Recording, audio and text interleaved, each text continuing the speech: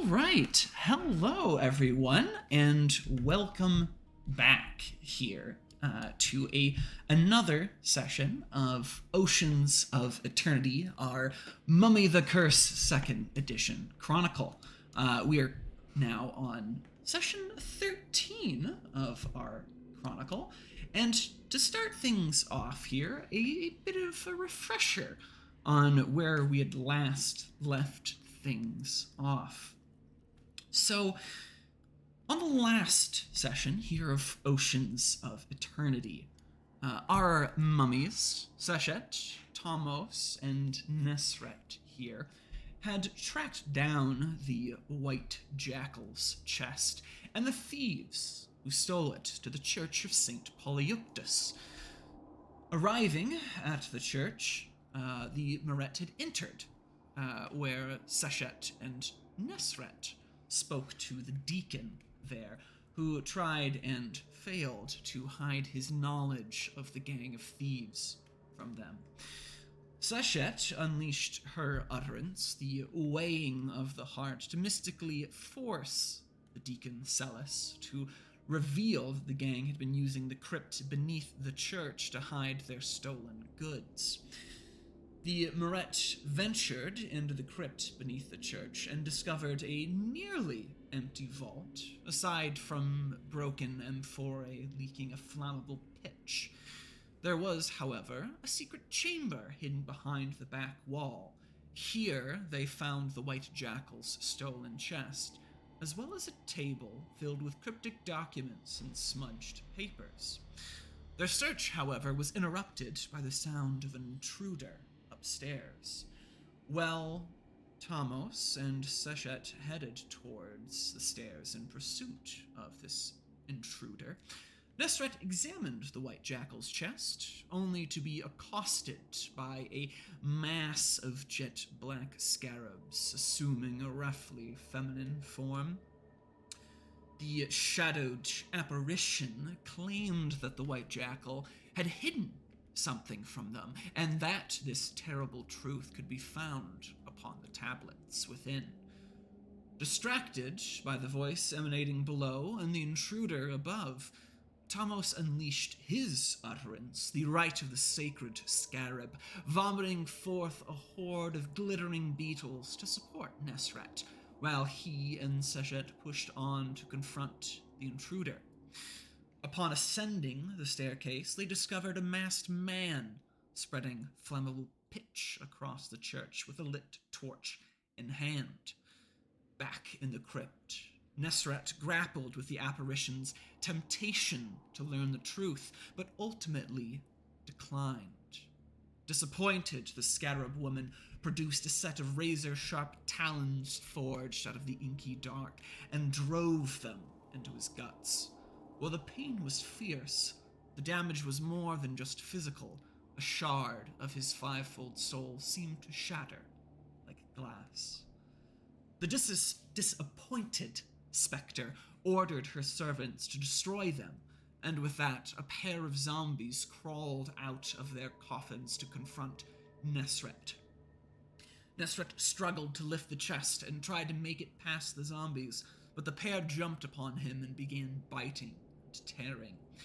Tomos' scarab swarm rose to aid Nesret, but the zombies paid little attention to the insects eating their dead flesh.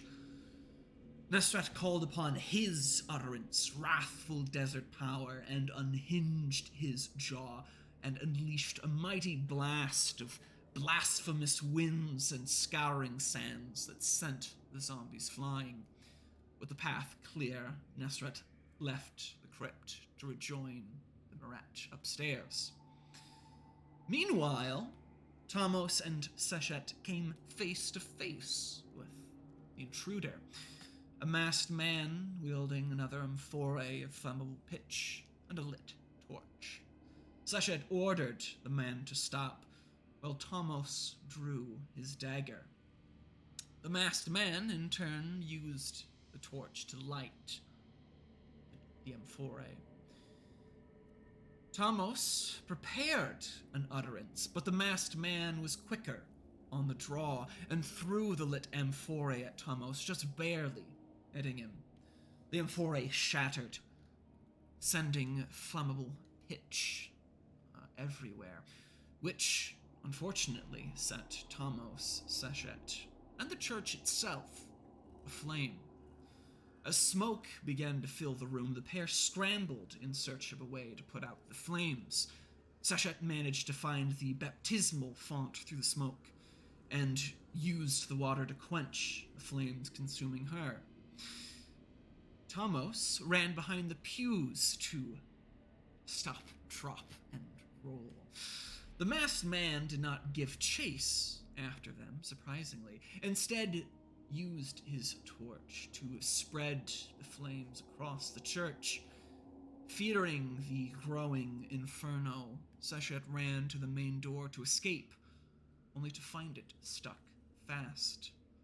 Tomos unleashed his utterance, shadows of time, to gain a precognitive edge against their masked assailant. Sechet then searched for another means of egress, attempting to scale the walls to reach the windows above, but failed as the growing heat and blinding smoke made the task difficult. Tomos engaged the masked man and managed to stab him with his knife, but the masked man countered with a blow of his own, singeing Tomos again with his torch. As Nesret ascended the stairs with chest in hand, Tomos ordered his scarabs to focus their attention not on the zombies, but on distracting the masked man. The fire continued to burn, now threatening to consume the entire church and everyone within. The Maret decided to ignore the masked man and focused their collective efforts on breaking through the main doors. Nesret, with the help of his Maret, threw his weight against the heavy double doors. Behind them, the zombies closed in, and the masked man dispersed the scarab swarm with his torch. The doors creaked and groaned, but did not break, and with that, Nesret is hit with another memory. He watched the original Hagia Sophia burn, proud of his act of arson, only to soon hear screams echo from within. He realized that men, women, and children had taken shelter from the riots in the church. Rather than save them, Nesret continued to watch those he deemed heretics burn, and closed off his heart to the screams and cries for help until they too were consumed by fire. Ironic then that Nesret found himself in the same situation, albeit with the tables now turned upon him. And Nesret realized in that moment that no one would come to his aid. The zombies then leapt upon Sechet and began to tear at her flesh, and the masked man was not far behind. The Maret readied themselves for one more push, and narrowly broke the doors. They fled into the night, into the streets of Constantinople, with chest in tow, glancing back only briefly to see the masked man utter a warning to the Maret before the church collapsed on top of him. Back at the tomb, the Maret would rest before delivering the chest to the White Jackal.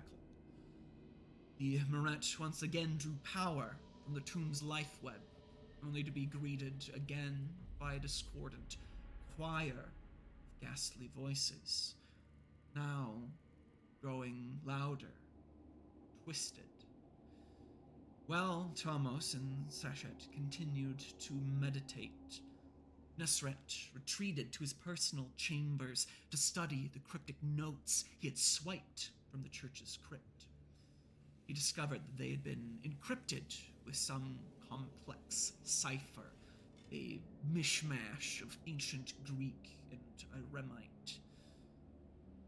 Burning the midnight oil, Nesret made little progress cracking this enigma, but did manage to uncover one thing, a reference to a so-called ashen reliquary, likely a mystic vessel of power these thieves wished to obtain. However, the Moret had little time to deal with lingering specters or mysterious vessels, as they would first have to confront the White Jackal.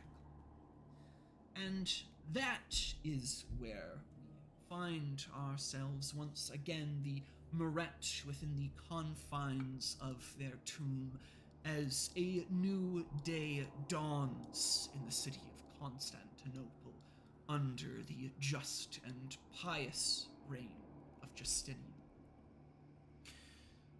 With this new day, with the passing of Ray, what do the three of you do at this moment? What words do you share? What preparations do you make the inevitable delivery of the goods that had been promised? Well, yeah, I think, the morning conversation's brief, I imagine. Like, last night was pretty somber. And, yeah, Suzette wants to, make way for the, White Jackal's place. I don't know about the other two, though. Well, what of, I just want to deal with the White Jackal. Yeah, Thomas is too infuriated for words. Another awkward journey, perhaps. So, with that, our Moret here, with the White Jackal's chest in tow, make their way to him, to the palace of Antiochus, where Seshet had first encountered him. And it's a fairly uneventful journey, shall we say, as the lot of you bid farewell to Father Vatazzi's and the cat, and make your way across the city. And the journey is not, shall we say, a particularly long one at that. And it's not, it's a short, shall we say, John, perhaps 20 or so minutes of hauling this chest through the city.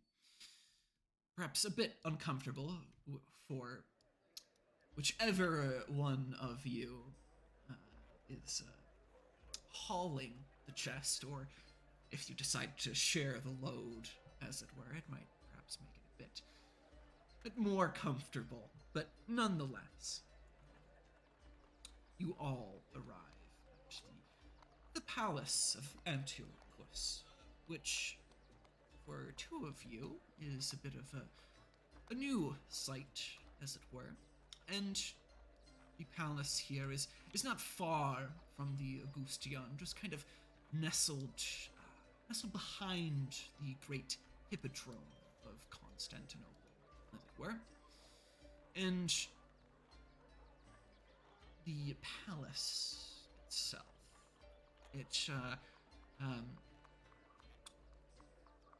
as you arrive, it's kind of a rather large structure, kind of composed of two sections, sort of on the northern and southern end of the grounds, as it were.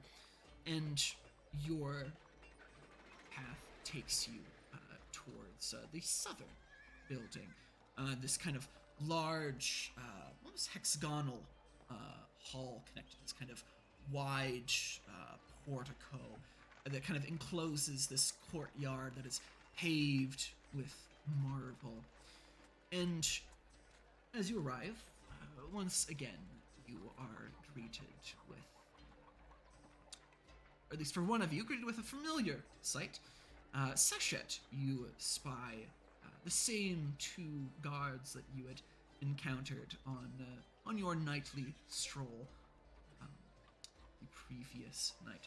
And as you approach, there is some lingering spark of recollection in the guards' eyes as they spy you, and eventually their eyes wander to the chest that you are carrying and the seal of the white jackal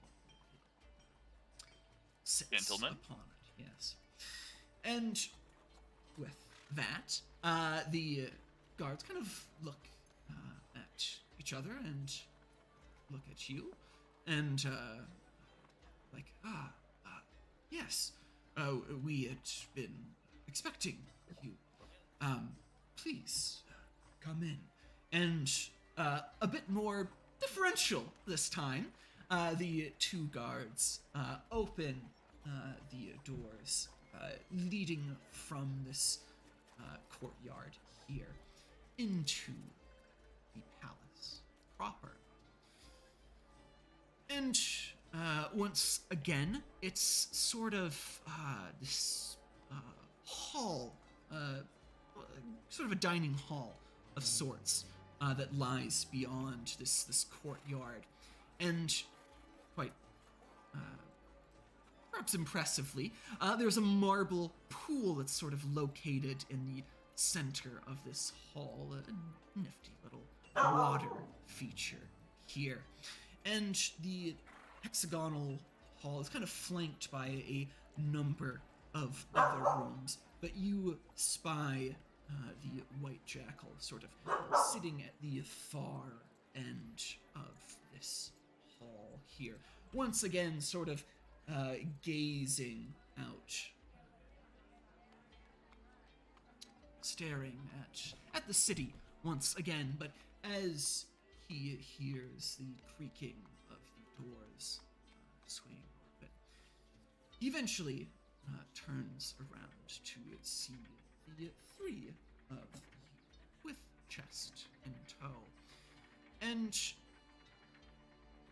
there's a faint smile that spreads on the white jackal's face.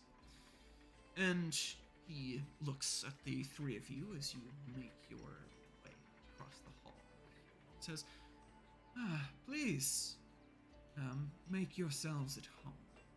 And he kind of gestures towards a table at the side of the hall here, and kind of pulls himself a seat, but waits for the rest of you to arrive before seating himself.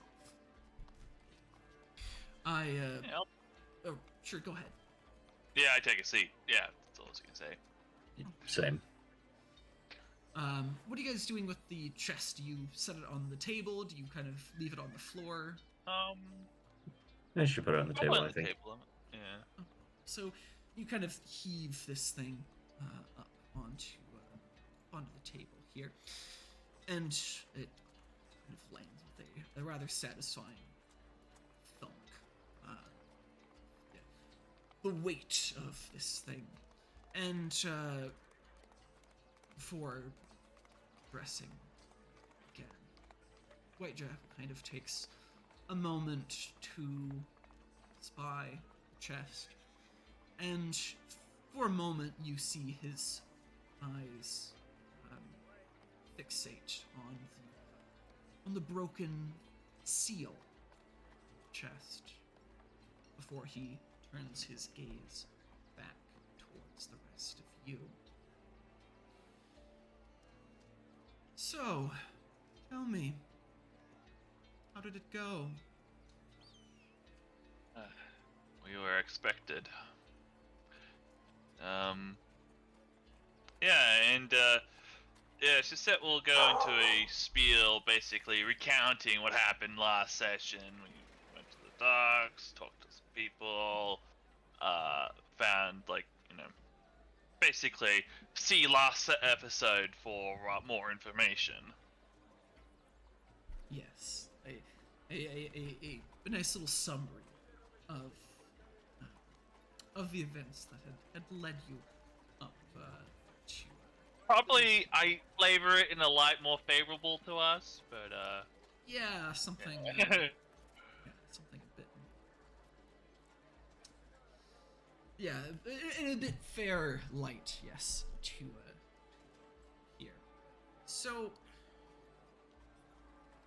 White Jackal kind of takes all of this in, kind of nodding along as you retell the tale here. And Could I make a check to see if he's surprised by anything? yeah, that would be, we're gonna say wits and empathy here, and Yeah. we'll have I would this also be. one. Um,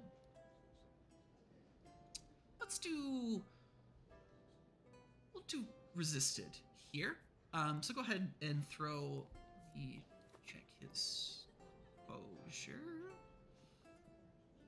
for the White Jackal. I'd also like to read the White Jackal as I'm telling this story. A lot of fancy words, very artfully. Yes, a four dice penalty for his composure here.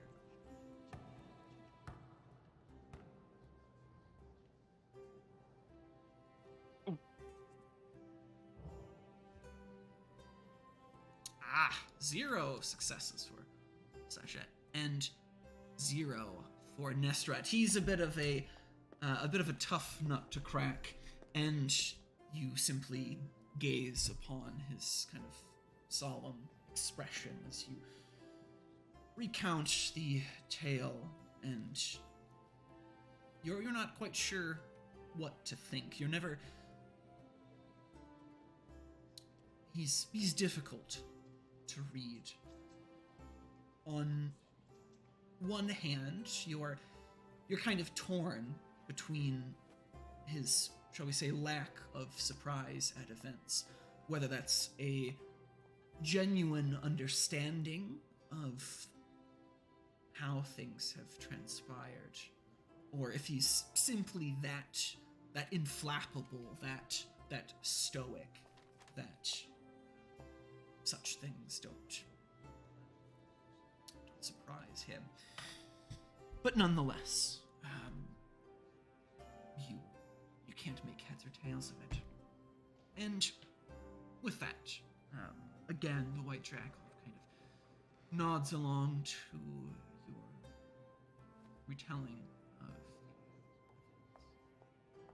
and the White Jackal, after taking a moment, a long pause as you finish your tale,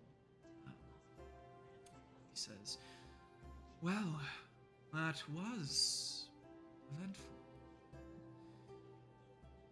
My apologies if my little errand caused any harm to the lot of you. It wasn't my intention per se, but such things happen, I suppose. I'm glad to see that you've all made it in one piece, and that our deal has been upheld."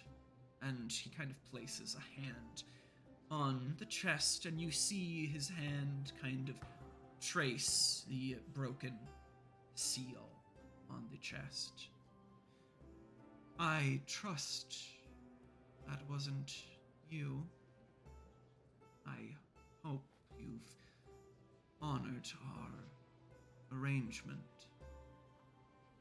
Not I. I didn't touch it. You know what? I think this will be the time I speak up.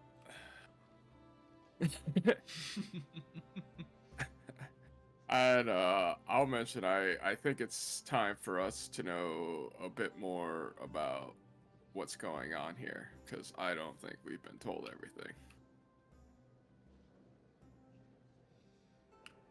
What's going on here?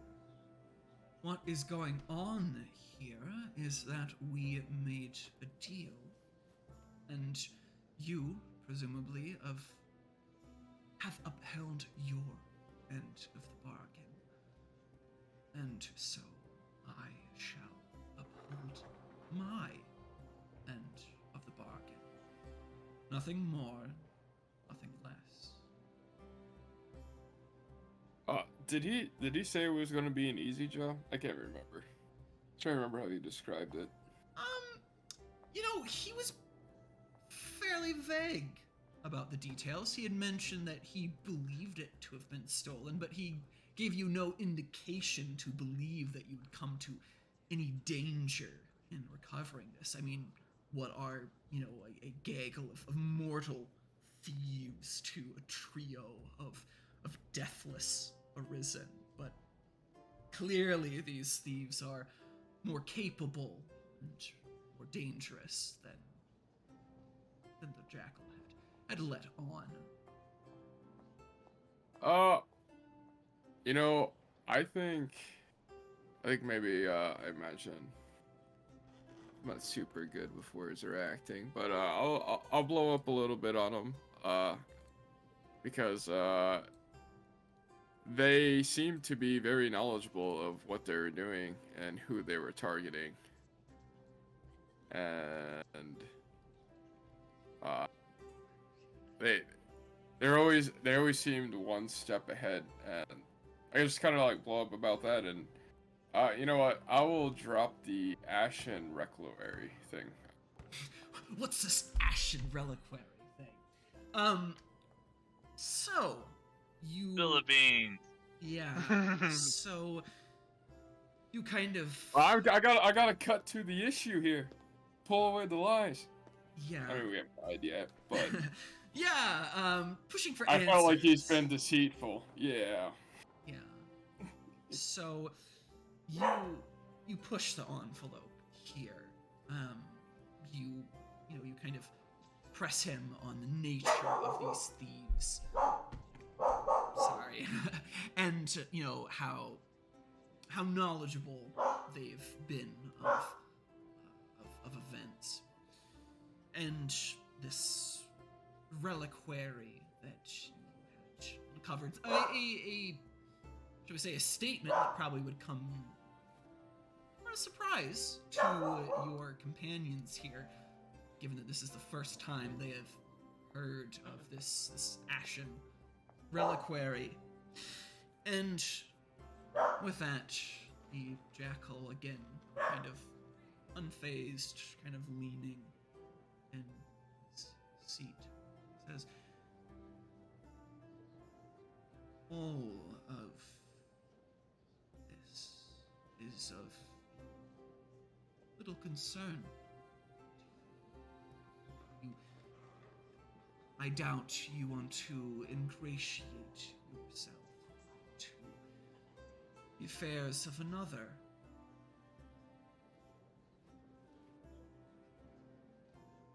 Don't.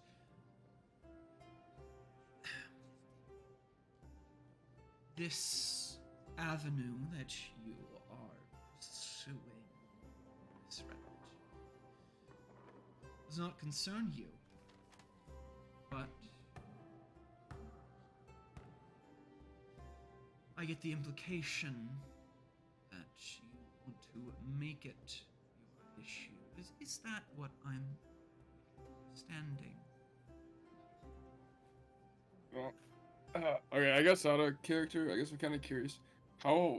So, I understand that, so, my initial play is that Nesseret's upset, but this, specifically, this just says about, like, cutting away, and driving to the heart of the issue, right? So I don't necessarily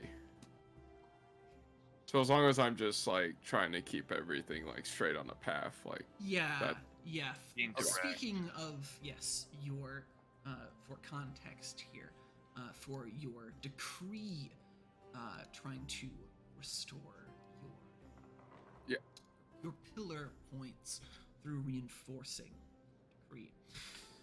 So yes, the Nesram, as you mentioned, have little time or tolerance for over complications, preferring to strike directly at the heart of the issue, tearing away extraneous details and breaking down the issue to its basic essence. Pillar point.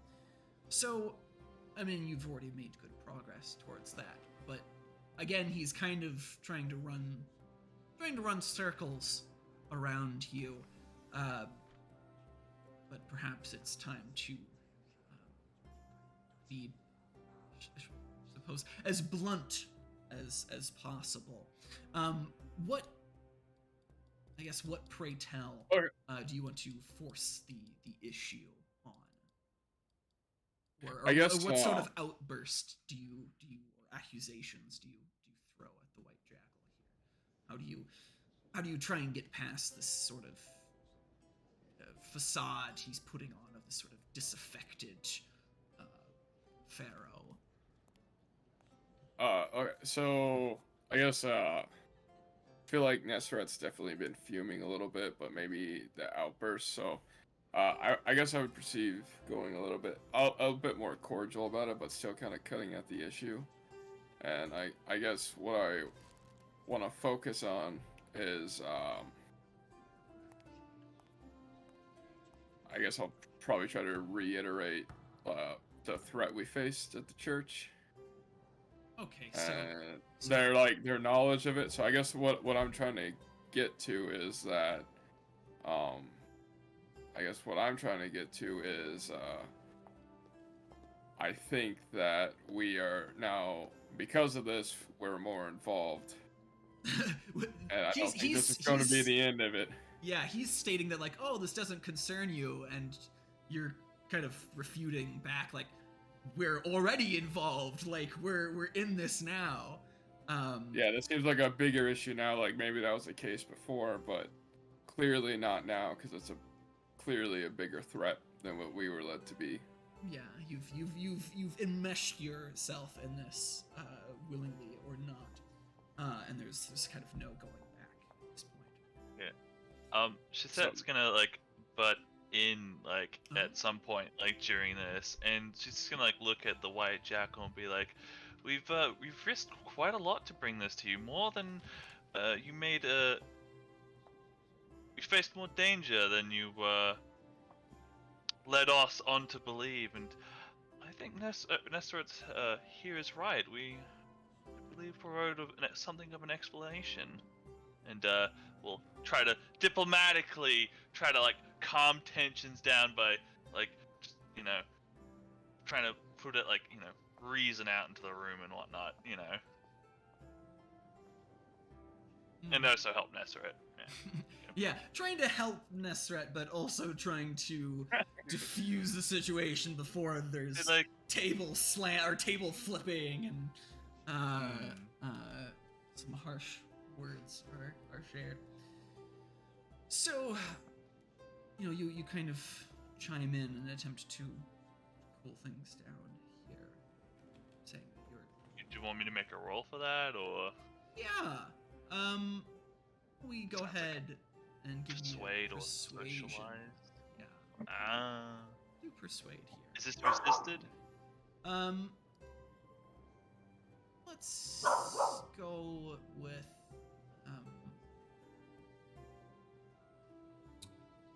I think in this case probably, let me double check something. Let's see here. We'll go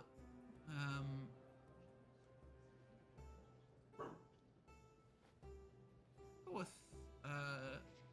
contested. Contested.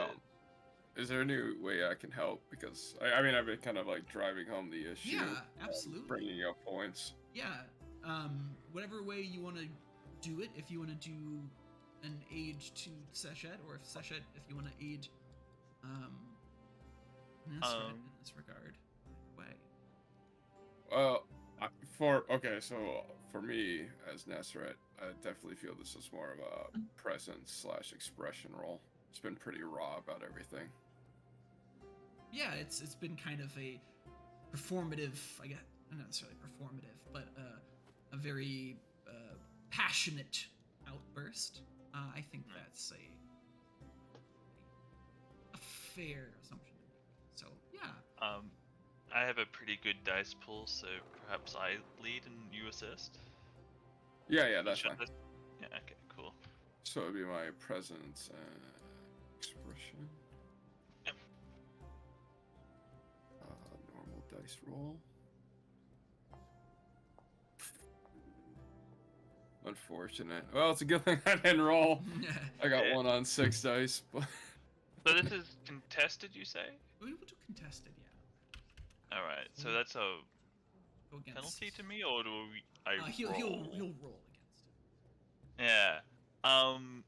Something in the air kind of like changes about the set, and the white jackal just finds himself a little bit more agreeable as I spend a pillar point to reinforce my presence. If I get this. 5 successes, baby. All right.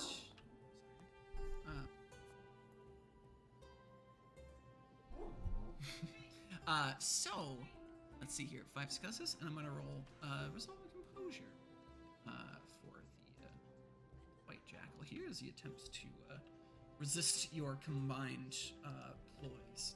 You will listen yes, to us and break, tell us stuff. break his facade.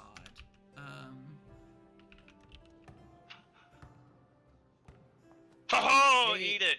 A narrow victory there with an exceptional success for Seshet. 5 successes versus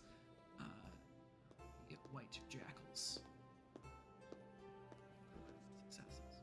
So, with that, a reluctant white jackal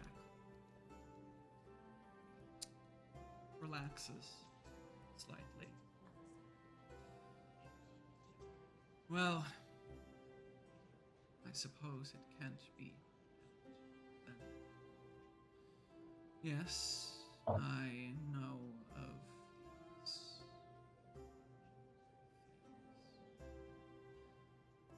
I have an inkling of what they are capable of. These thieves that you faced, they are, to my understanding, no mere gang. I have reason to believe that a cult, though not one of a fellow Arisen, faithful servant judges. I have reason to suspect that a Shuank Sen is at play here in the city of Constantine.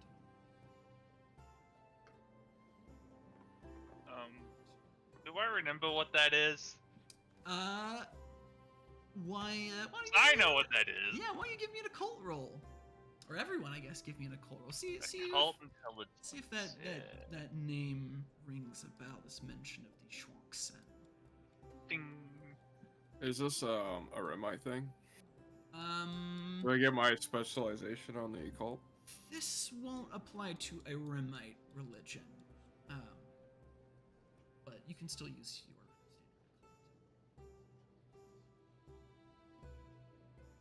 occult. 0 successes for Thomas here. Almost. See if anything rings a bell right here. So yes, 2 successes for both Seshet and Nesret. This name rings a bell, this Shuang Sen, and you know it to be shall we say, the blasphemous mimicry of the Arisen. Amut, the Devourer, her servants, the twisted beings that serve her will.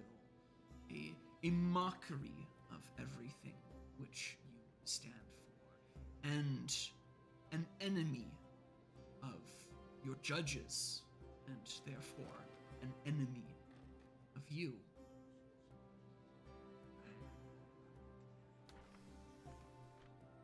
Very serious. Do you know how long they've been operating in the city for?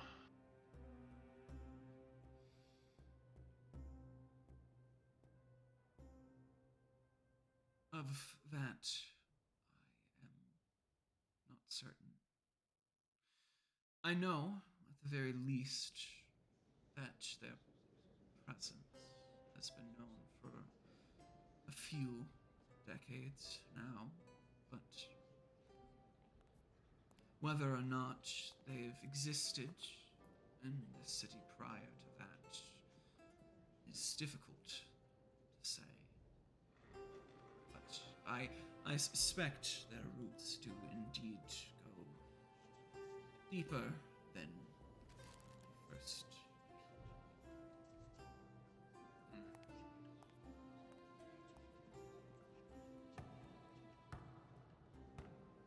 I'll ask if he knows of anyone that might be, I guess, aiding him. They do seem to be beyond your normal gig, like, I don't know, like if we're dealing with like another Arisen or something like that, I guess. As the White Jackal had mentioned, he had suggested that this gang of thieves, that they were more than just a gang, that they were likely a cult, one that is he believes to be served by this Shuang Sen patron. So yes, to answer that question of yours, that's kind of the implication that he had provided. Okay.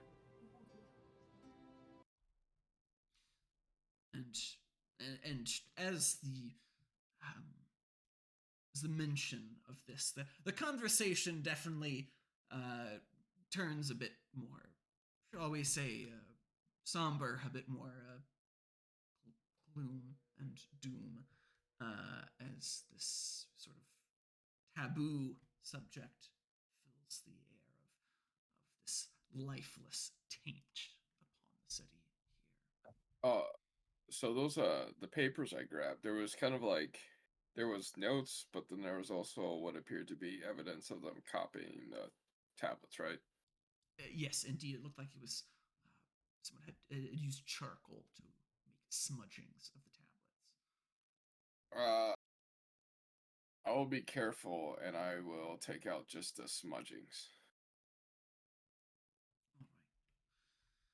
So, I mean,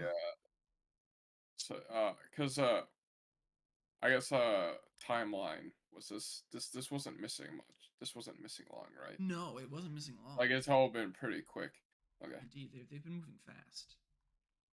I guess I'll pull out the smudgings and bring up how targeted it seemed. And it seemed they knew exactly what they were looking for, and and by I guess kind of the evidence we noticed there, they expected they wouldn't be able to do it long. They wouldn't have access to the information long. And with that, the White Jackal kind of looks at you and nods, kind of expectantly, and he mentions, yes, this has been a recurring problem over my descent. They have a remarkable capacity for thwarting my endeavors. And now you've experienced it firsthand. I can attest that you are not the only ones that have confronted this cult. I've made my own moves against them, and much like yourselves, I've always found them to be just 2 steps ahead of me.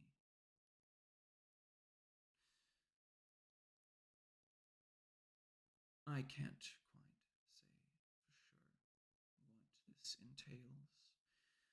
Whether that's some prophetic, some precognitive edge that they possess, or merely some miraculous intelligence. But either way, they've proven themselves to be pernicious, to say the least. They have been a thorn in my side, and now they've pricked you.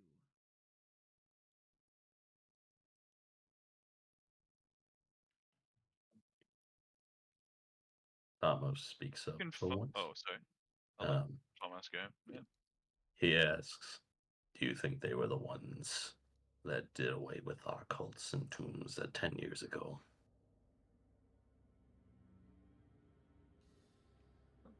I don't think we have any strong evidence for that.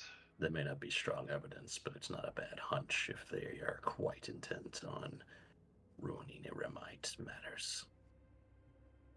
IRM had more than one enemy.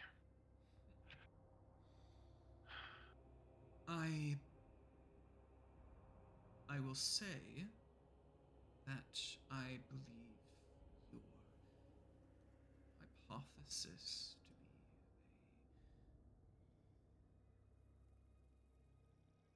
to be a fair assumption to have made of all of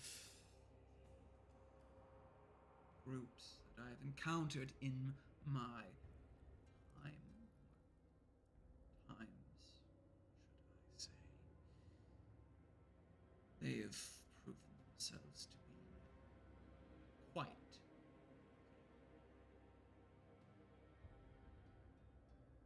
if any might be responsible for this unfortunate fate that had fallen on all 3 of you. Were I in your place, I would assume the same.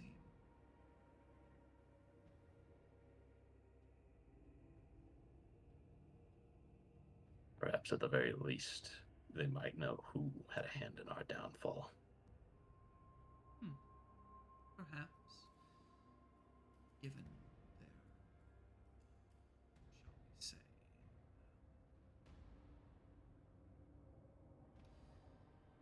their network, shall we say, they've proven themselves to be rather well-informed on certain particular matters, especially those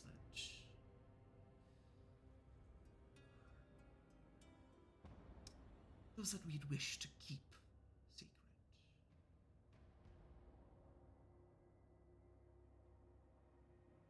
This makes you suspect traitors in our midst. Most likely. You confide often in your cultists, White Jackal?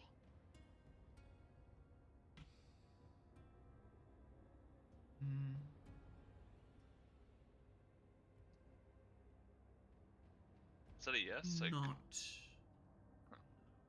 often. I find it difficult to relate with mortals sometimes. Their concerns, very very transitory. Their lives so fleeting. I blink, and a new set of faces stands before me. I see little reason to invest my time and effort. A mere blink of an eye. I understand. I have the similar problem. My correspondence, as it does in this moment, tends to be immortal variety. Those that share our unique perspective. Besides, I find those conversations much more stimulating.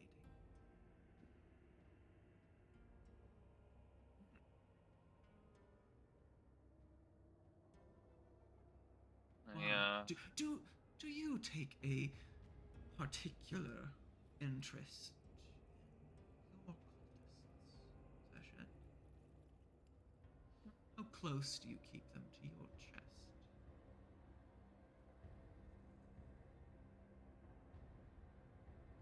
I'm actually trying to think. Like, I do have cultists, but I don't think John's particularly close to me. He kind of like worships me as like some kind of like saint. So I don't know if I wouldn't say that's close. Yeah. So like that's like yeah. Do you think that you had close relationships in your previous incarnations? I think she thinks she hasn't had close relationships. She's like above like regular humans. They're like fucking humans, but maybe there's like a lingering seed of doubt. Like maybe I did have like a human friend once or something. Yeah, that little little pebble of doubt. Maybe I Did I? did Do I? care. You know, Maybe I after did all, care. Like, given your decree, you are prone to caring at times. I care. The decree of the heart. It's kind of hard to avoid empathy at times. It is. But yeah, it's just that we'll be like, yeah. So I take a similar approach. Similar approach to you, I Jackal.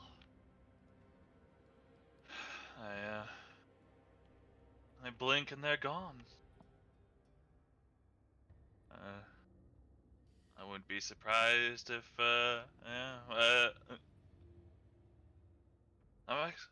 my current predicament isn't as surprising as one would really think it would be. I wake up and they're all gone.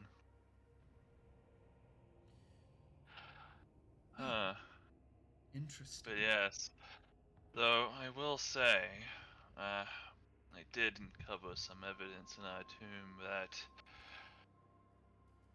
we did have a traitor in one of our cults at least, but who it is I cannot say. They might be dead as it's been quite some time. They could be dead. Perhaps. Going back to my previous question. Nesret, what about you? You seem to have grown rather close, shall we say. How goes that mortal woman of yours? What was Oh. her name again?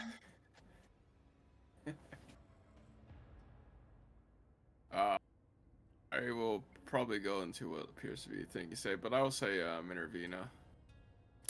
And then I think I'll say I'm not sure if she's a special case. There seems to be a draw to her. Don't tend to hold on to humans unless there's something of interest in them. At least Perhaps she's a that's what it witness. seems. Interesting.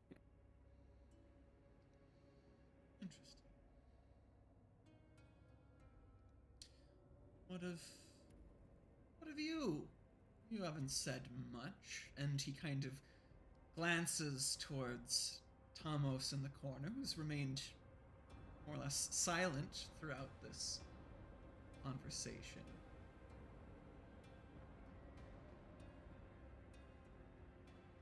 Tarmos narrows his eyes, more or less says, truthfully, I cannot say. I don't remember much at all. I like to think I only use people for what I need, engage with them as much as I need. But certain memories have come up that have made me question that stance. Ah, yes. Those damnable memories.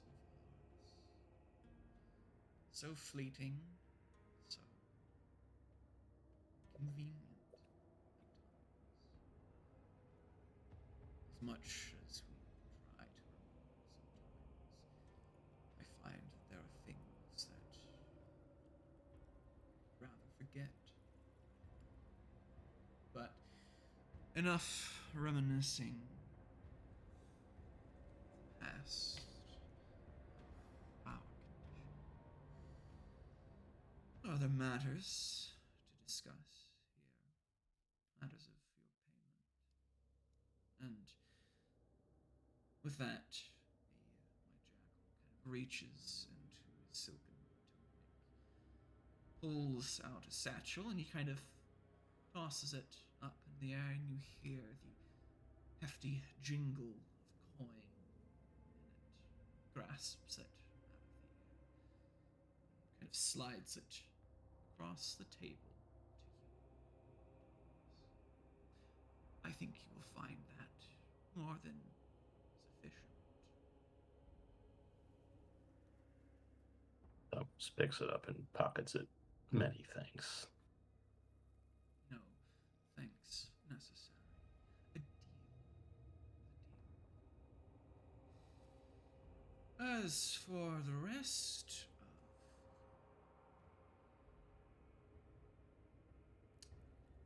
Well, some things are better shared in private. Sorry, I didn't quite catch that. What did you Yeah. say? Some things are better shared in private. Ah.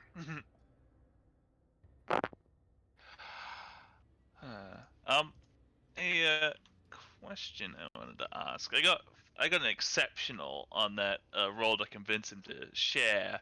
Would you say, as an exceptional success, I can improve my impression of him, of me? Yeah.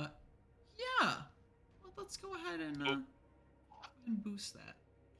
And Here. then my lion's pride affinity kicks in. Yeah. I learn another aspiration of his. Yeah, so you move up from good to excellent here.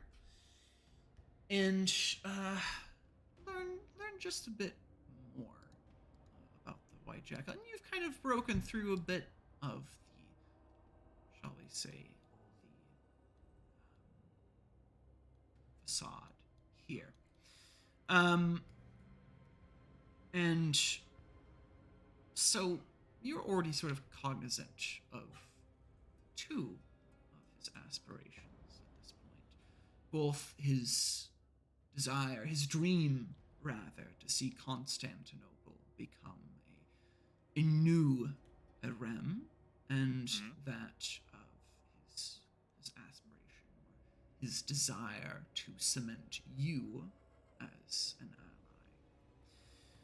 But there's something else on the White Jackal's mind. Again, he's proven, a bit elusive, a bit mysterious, shall we say, and there is a certain allure to that. But it's much more than just a mere, facade that the White Jackal is putting on. you get the implication that there is something that the white jackal is trying to hide. That specifically from the lot of you. And, he's said a bit here. You've managed to get him to open up regarding this,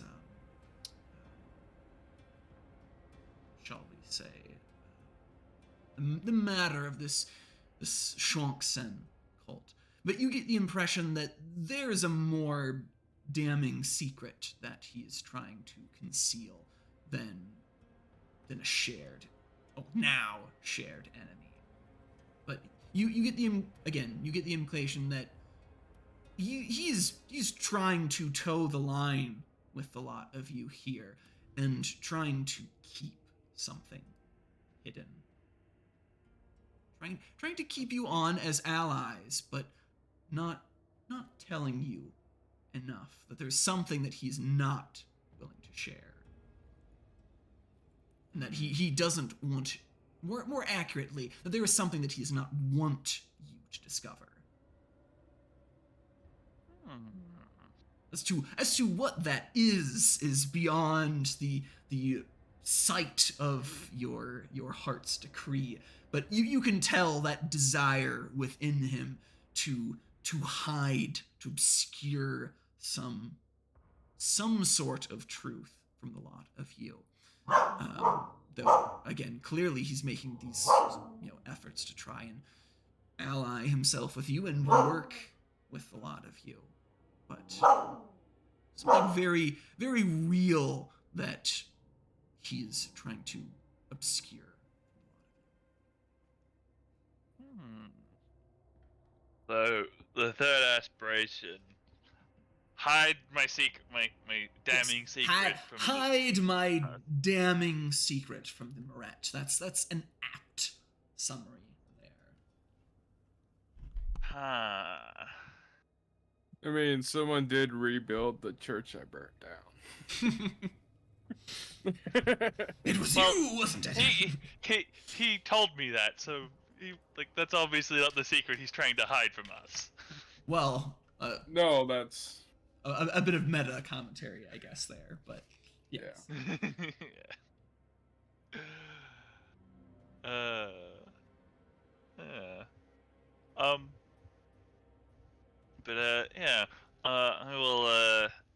will look at Nesret, and then I will stand up and I look at the white jackal, and I'll be waiting in the foyer when you're done with him, and I look again at Nesret and I go to leave. Okay. You take your leave. Yeah. Waiting in the foyer. What of the two of you? The white jackal kind of just nods at Sachet as she makes her exit, but the white jackal kind of then turns towards the two of you expectantly. Do you address him first, or do you wait for the white jackal to break the silence, as it were? Well, I believe I get the feeling our business is done for now, right? That's up to you.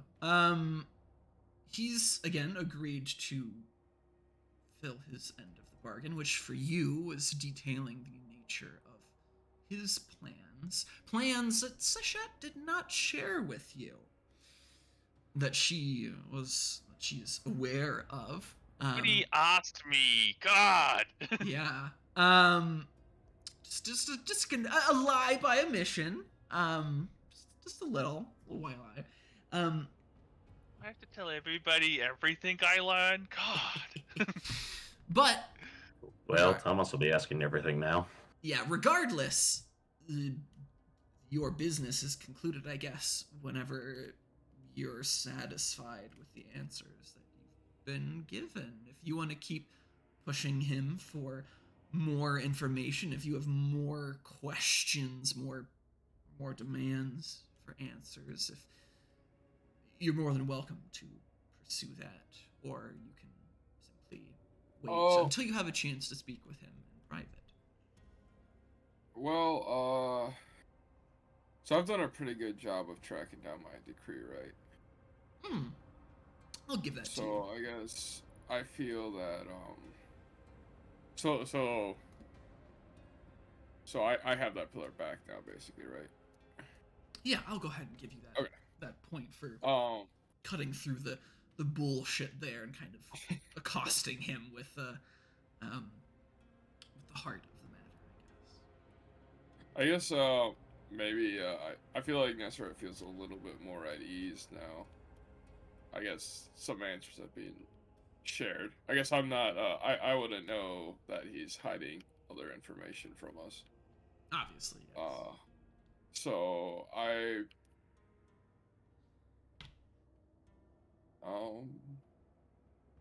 so we kind of have a bit of a common enemy, right? Perhaps. Perhaps. Or that. I mean, regardless, now you've kind of made them an enemy, or at least they've issued you a warning. Whether or not you heed that, I doubt you will, is another matter.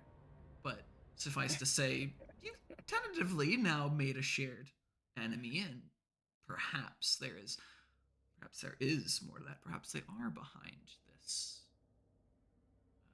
The events that have befallen a lot of you, the destruction of, or disappearance of your cults, and your entombment in that island prison tomb. It very well may be they're doing, or perhaps not. That's yet to be seen. I guess I'll probably say something along the lines of, well, try to think of the best way to approach this. I guess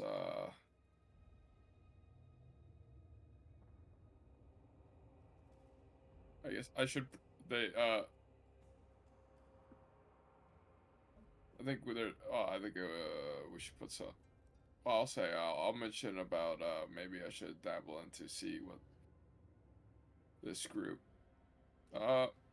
Maybe I need to look into a little more to what happened to my cult. I'll bring that up. Maybe like I should see if seeing what kind of ties I may have to this threat. I think that would be a wise course of action. Knowledge is an excellent weapon to wield. To be without it, you are leaving yourself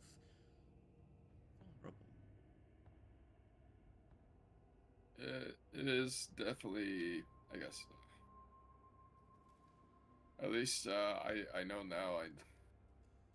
I must tread carefully in the actions, as it seems there may be those active in the city looking to interfere with our plans.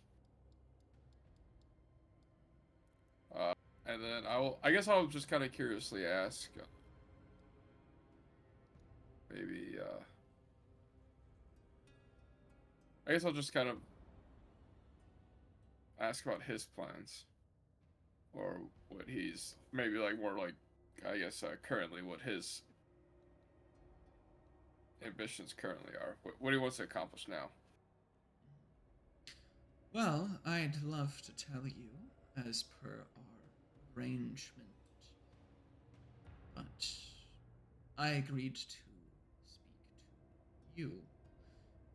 Though I imagine if you would be so kind to wait. I assume your fellow here has a bit more to say. And once our business has been concluded, I would be happy to enlighten you. I think we have a certain shared perspective that you would find intriguing. I guess I'll smile. And then, I guess I'll ask if they would like some privacy. Thomas looks over. I suppose in my instance I don't really care, but it's up to you if you want to walk out.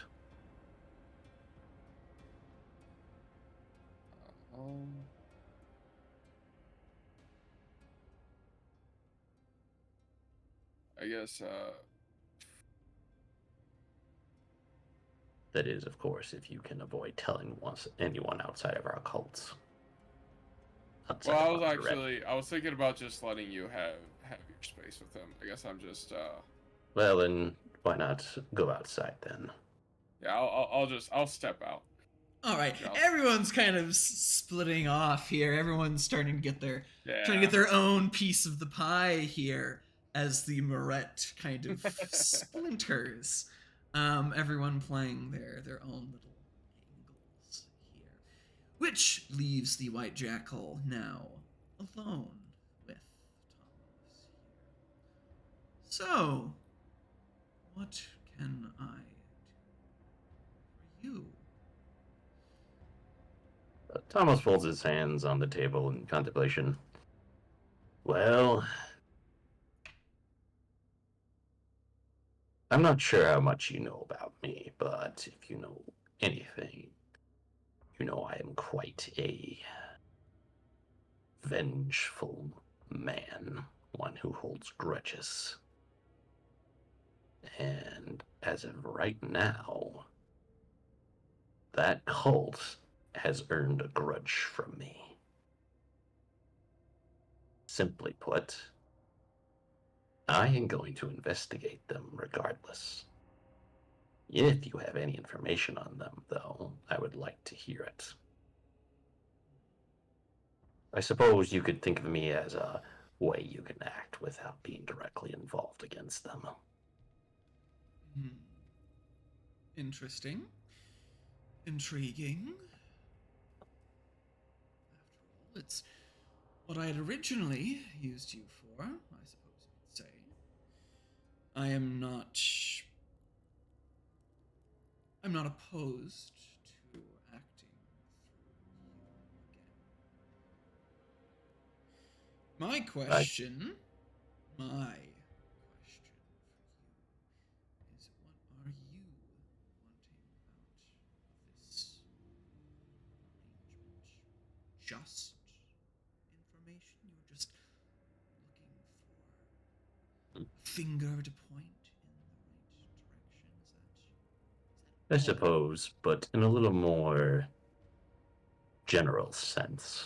I would prefer, in exchange, all information you have on this city's government. I can't very well run a spy network without some contacts in there now, can I?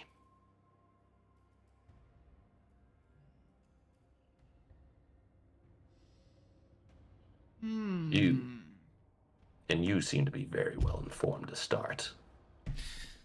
I would consider myself well acquainted with certain circles, yes. The bureaucracy of the Imperial Palace is a bit of a specialty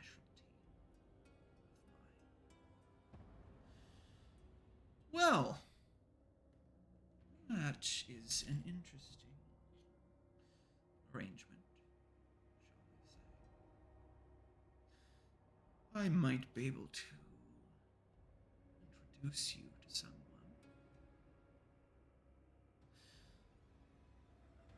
Fine.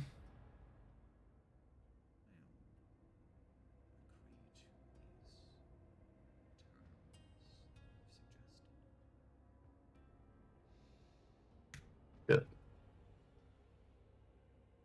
As to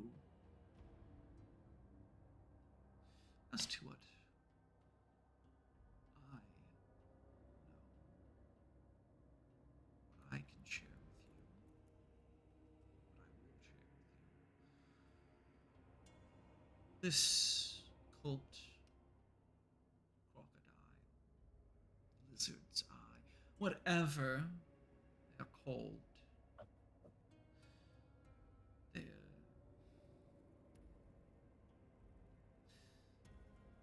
they've proven quite difficult to track, though such things are not my specialty, per se. My Maret Cantanu, our Marcap did not join us when we transitioned to Constantinople. We find that particular skills of your guild lacking in Maret's repertoire, in the Kent Hanu's repertoire. But there are some things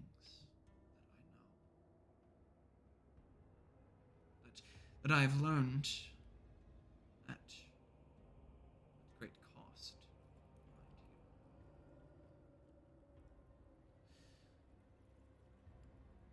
you. I have reason to suspect their patron is a Shangsen. I know little, but I do know she prefers to take the forms of a woman when it suits her, though she is difficult to lock down, shall we say. She's prone to swapping faces, shall we say. Well, we are quite limited to our bodies, or in certain dire circumstances, that of our inheritors. I have learned that these Shuangsen, they share no one singular form. They are hijackers, I suppose. You might say corpse riders, which makes it a difficult proposition. Especially given that this woman, some have dubbed her the Crocodile Queen, has a penchant, shall we say, for swapping faces, like one would change their wardrobe. Though there is one thing consistent amongst all these changes, as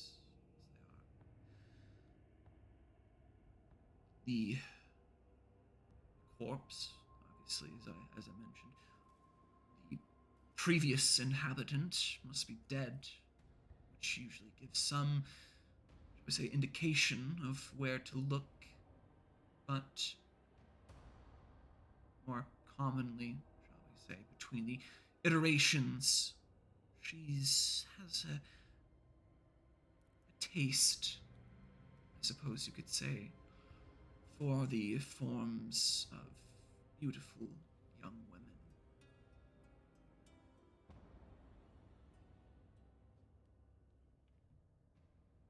women. Good to know.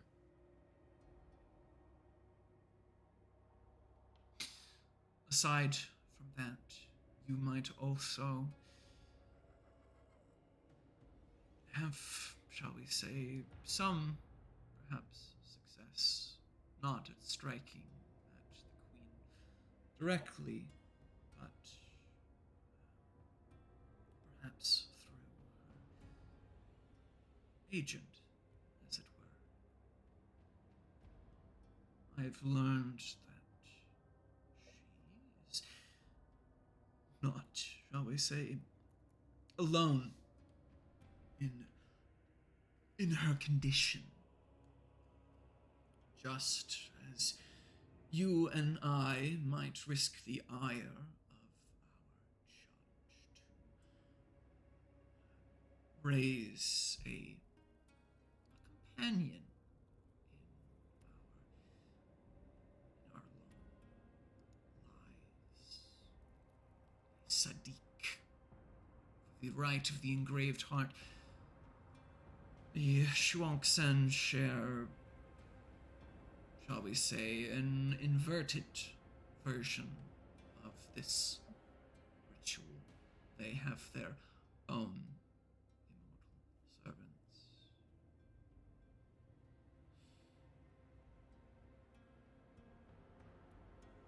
Hmm. I can't tell you, unfortunately, much about hers. But Do you possibly believe the masked assailant might have been him?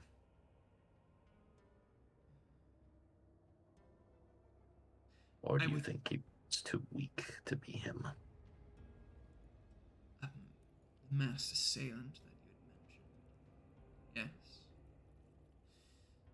I would have reason to suspect as such. Though, now that I think of it, it may well also be a ploy, shall we say. You see this assailant you've mentioned. My eyes and ears have encountered them as well. And efforts have been made on my part to deal with them. And they've proven difficult to kill. Which gives me the impression that they are acting as a facade. This blasphemous Sadiq of theirs. Though, perhaps it is something more mundane entirely. They have a penchant for masks, a penchant for obscuring their identities. It may well be that they wish to, shall we say, put on a display of immortality, of invincibility, with a new cultist assuming the mantle of the old. If that is the case, I might actually have to commend them. But I suspect there's more to it than that. But it is little more than a suspicion. But perhaps you might succeed where my efforts have come up fruitless, shall we say. Any information you can spare is appreciated on the matter. But for now, I will do my best. I suppose I will start with tracking this man down. As best I can, anyway. You might find that a difficult task. The judges know I've tried. But perhaps there is another means. Your companion, he had mentioned something I deigned not to address in the moment, but I see it fitting now. And what Can- is that? Your ally,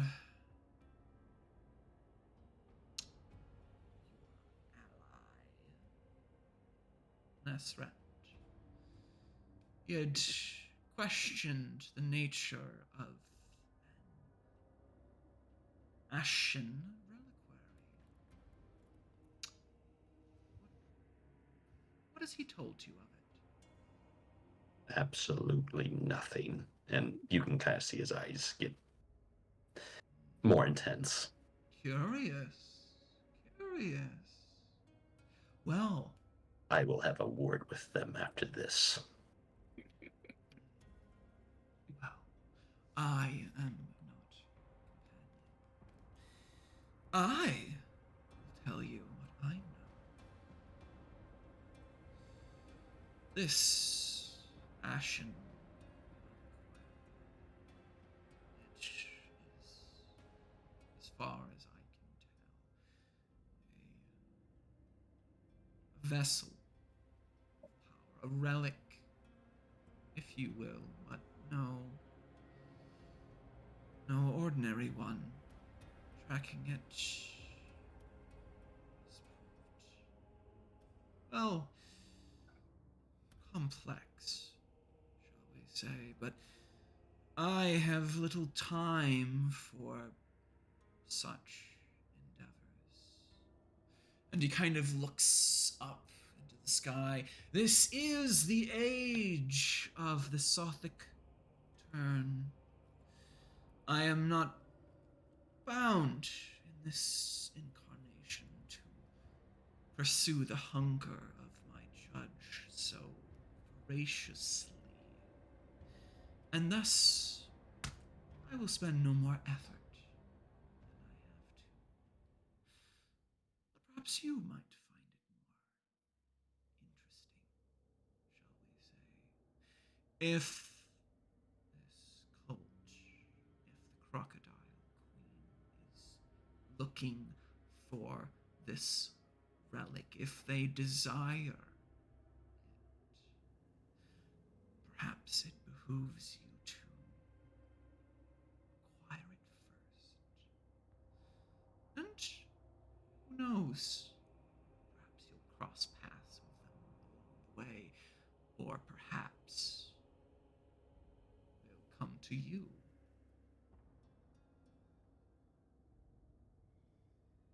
I'm interested. I can't speak much on the matter. As I mentioned, it's not been a priority of mine.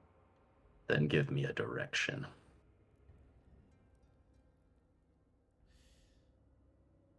I will sniff it out like a bloodhound if I must.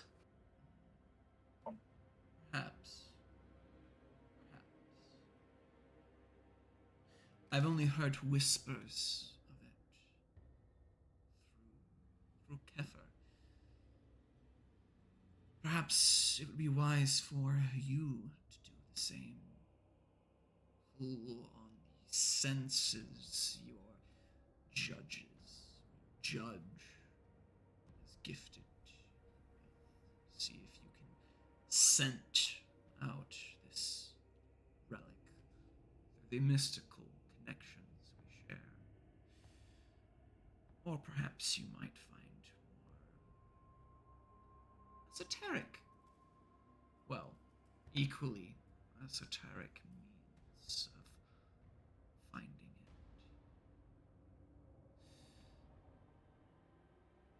That She's smile kind of spread on the white jackal's face, and he kind of leans in towards you, Amos. Your companion, the one that you've elected to share some words with, that girl he carries around, almost attached at the hip. I hear that she has some penchant for foresight.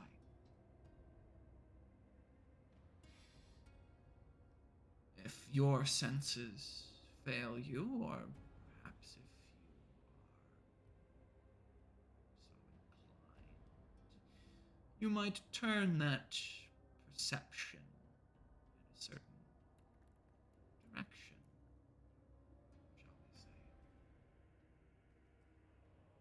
Perhaps he owes you one. Hmm? Amos narrows his eyes. We shall see. If that is all, I believe I will take my leave. I imagine this won't be the last time we see each other. I imagine not. I may have some other business, but for now our matters are settled.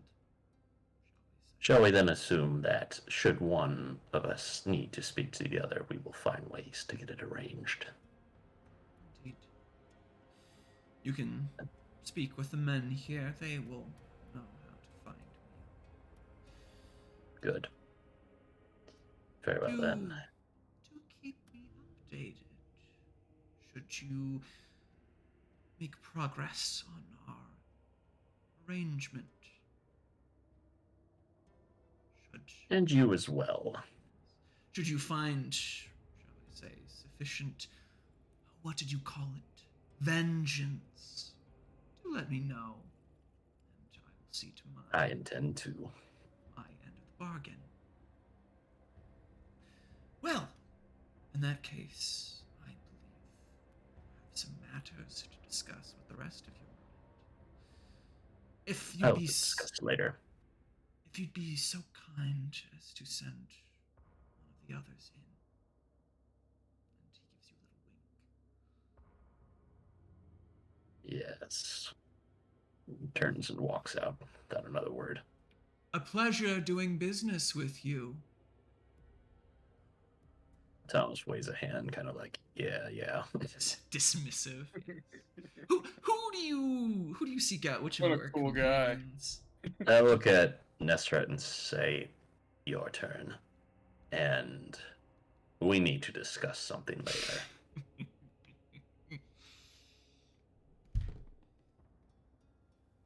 I'll nod.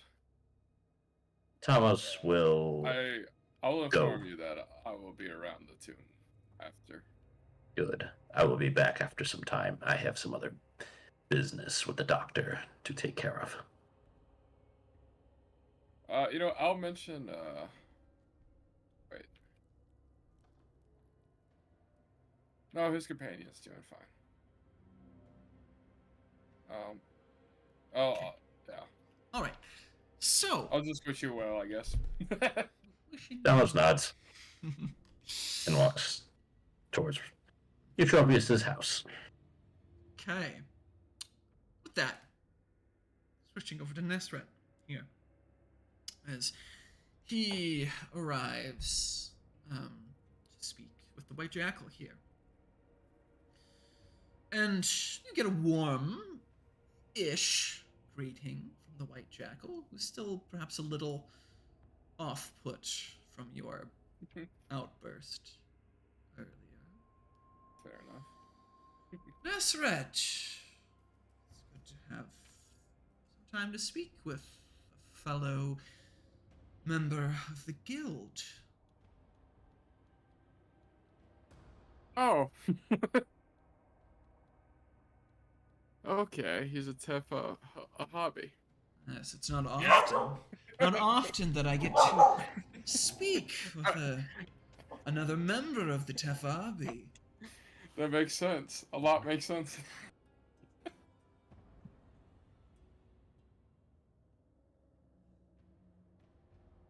He hid that, did he? Like, I knew that. No, he didn't hide it. He didn't I state thought I it. got that. He never hit it. I think but he like, implied the hints it was always there. The hints were there. You might have assumed it, but he never outright stated it. But is there any gradings for the different guilds? Gradings? Greetings. Oh. I don't think necessarily anything to that extent. The guilds were very much workhouses, as opposed to sort of like secret society. I mean, yes, they were secret, but you were there to work. I know he built a Hagia Sophia, right? Rebuild all contributed to it. Not Or I had something to do with it. necessarily, yes. I believe from the previous conversation, um, it was sort of implied that he had some part to play in its reconstruction, whether that was assisting with the engineering of the structure or financially supporting it. You're not exactly sure, but he had some part to play in it, though he did state that he didn't, shall we say, personally construct anything. He did mention that he was more of a visionary than a hands-on craftsman.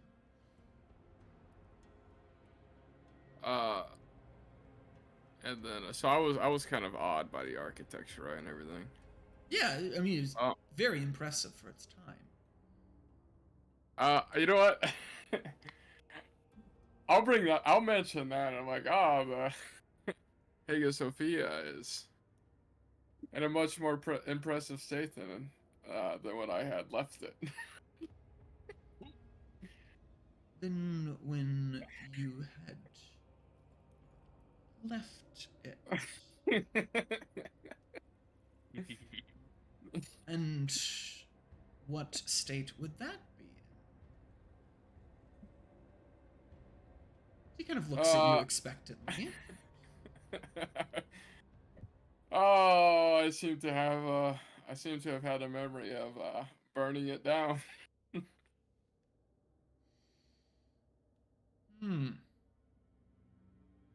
So that was you.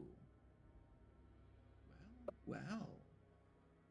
Someone's had a bit of fun.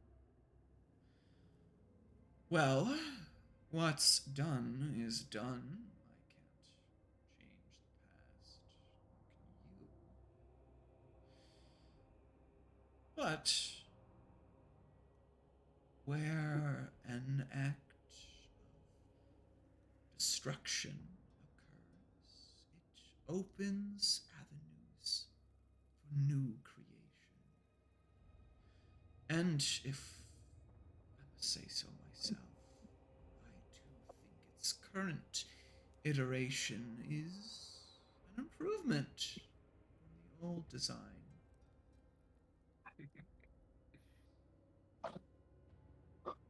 I'll take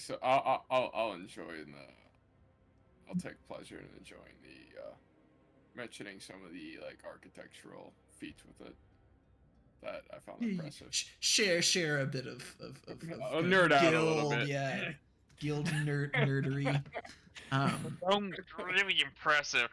Yes. Oh yes, that I dome. really like it. That dome, that is such a. How'd you manage that? So yeah, as you kind of get into a bit of a technical discussion, as you kind of discuss some of the finer aspects, shall we say, the technical details of architecture and engineering and construction. You share those like kind of shall we say, the secrets of your guilds and what part they've had to play. And it's kind of on that note that the White Jackal sort of switches the conversation a bit. And he says, you had asked that I speak more of my desires for the city. Sorry. When I mentioned that matter of destruction and creation, it was not just the Hagia Sophia that played a part in that. Much of the city burned in those days. Much room was made. A void, a vacuum that begged to fill it. And that is precisely what I did. Opportunity arose, dear Nesrat, and I seized it.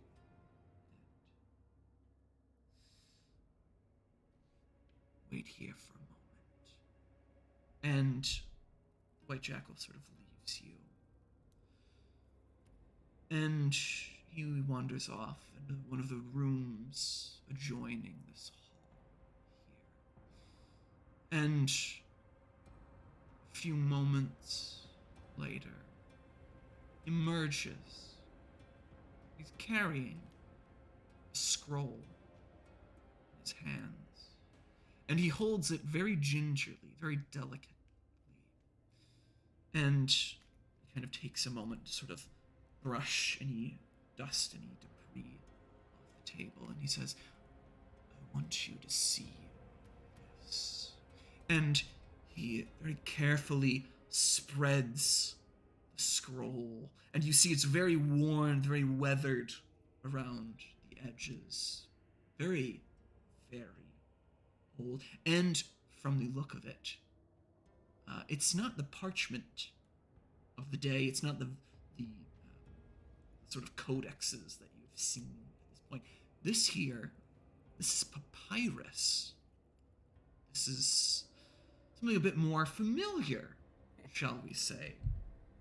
And on it, as he spreads the scroll out, this papyrus on the table, you see that it is designs. It is a grid of sorts, a layout of a city. And I want you to give me a memory roll.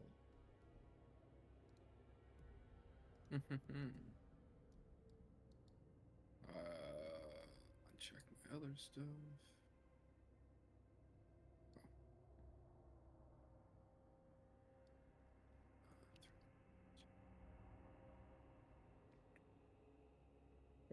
Come on. No. Nope. You stare at it, and there's no recollection, no familiarity, and you look at it kind of blankly. Well, the White Jackal kind of looks at it with a sense of almost reverence, and he seems disappointed, frustrated, perhaps, that you do not share his elation. And he says, come, look closer. And he kind of starts to point out details. He's like, this right here, this temple, none of this seems familiar to you. Streets, buildings, and you kind of grasp with the lack of memory here, trying to put things together. Where have you seen this layout before? This blueprint, as it were, for a city, or rather part of it. And the White Jackal does not wait long before informing you. This is here. I found this scroll on an island off the coast of Libya. This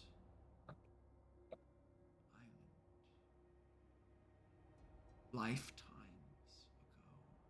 It was once a colony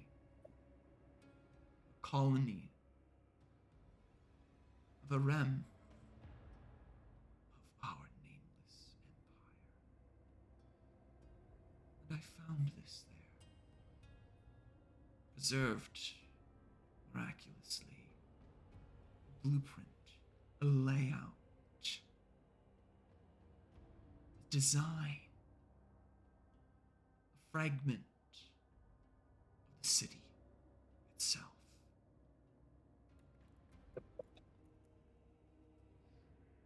Look here. And he kind of traces the lines. Can you not see the ley lines, the sacred geometry of this? It is perfection. Could I Give me does that apply more of my specialization? As far as religion, no. But this would definitely be an occult role for you. Okay. Call an intelligence. Yeah. I got this. Oh, solid. Two Oh, that's successes. solid. And indeed, you recognize as he like points out the details, the gears begin to turn. You've kind of struggled, shall we say, with memory, as all deathless have. And while you know the secrets of your guild, the secrets of sacred geometry, of sacred architecture, of constructing around ley lines, oases, the Sechem of the world itself, you've only ever grasped at bits and pieces. You know principles, you know theories, but here on this parchment, on this papyrus, is a section of the city itself. No, the thought perhaps has crossed your mind before, as it would any of the Tef Aabi, the thought of rebuilding the Rem. But where to start? Memory is fragmented as it is. Even when you think you can recall glimpses of a Rem, who is to say that your recollection is accurate, especially after all these lifetimes, after all these years? Things tend to blend and bleed together, but this is concrete. This is the closest any of the Tef Aabi have come to that shared dream, that desire of Arem rebuilt. This fragment here is the closest thing you know of to making real, actual steps towards that. And with that occult role, again, you recognize the magnitude of this discovery. That with this sort of sorcerous blueprints at hand, exactly what kind of things you could do with that if this were constructed. You dimly recall the wonders of Arem, what mighty and terrible sorceries your crafts, your guilds formed, what feats your magic could do. And this is perhaps the best shot at reclaiming that ancient and terrible glory. What'd you do? What'd you say? I guess probably a bit more excited. I'll mention that my memory fails. My memories may be weak, but there is no doubt this is your goal is to build a Remi, and I would say there's a bit of excitement. I feel like Nesra would be excited about the idea of a Remi coming back, reestablishing itself. Yes. Now do you see opportunity. This Yeah. Yes. city, this is no mere. This is no mere grasping at straws. I have a chance here, a real chance. And my Moret has worked tirelessly towards this goal. So many things sacrificed in the name of our ambition,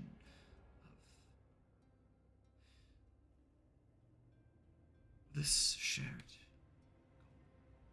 goal. A goal I hope you, as a fellow member of the Tefabi, share with me. A goal any of the Arisen, any of the Deathless should seize as paramount. Is it not our sacred duty? Have we not been entrusted to carry the legacy of Aram? I see no reason why it should stay buried beneath the sands.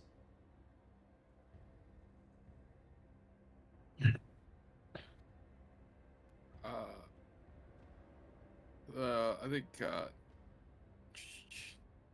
think Nestor would be really.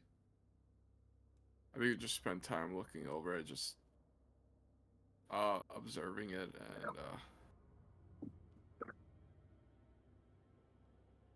and I guess I'll mention something about I think it's about time it. Well, how do I want to say it? You know, yeah, this sounds fantastic. And it'd be great to see her in my back. And with that, glory. kind of carefully rolls the parchment before and you kind of wish, you'd have more time to like commit every little detail to memory, and he just offers you this sort of brief glimpse into a possible future, and he just says there's much work to be done, and you know this to be true. The city as it stands fails to meet this this layout, as it were. Though, given your time wandering the city, you do see elements where he's been trying to retrofit Constantinople, as it were, trying to bend the city to fit the mold, as it were, piece by piece, getting closer and closer to that goal. And with that, the White Jackal kind of turns towards you. So, Ezrat, will you join me on this? Can I count you as my ally? Will you help me in rebuilding the second coming?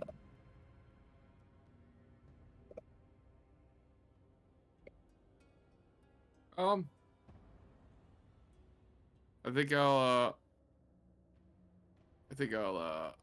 bust out some that I remember my religion as like an affirmation. I don't know, say something. By the judge's will.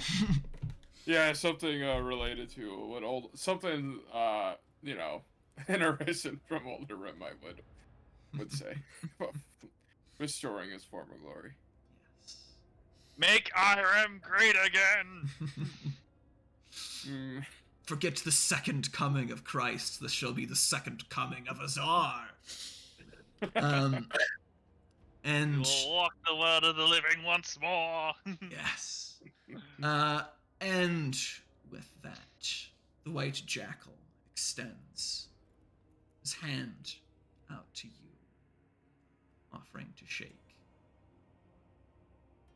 Do you Let us accept? shake. Accept. A firm shake is shared between the two of you, and the white jackal grins. Good. Good. I could use another of the Tef Abi on this. But we shall talk more of this later. And speaking of talking more later, we shall talk more later as we shall head to a brief break here. And we will be back in just a couple minutes here to see what other secrets are in store for our Moret. Anyway, sit tight, and we will be back in just a couple minutes.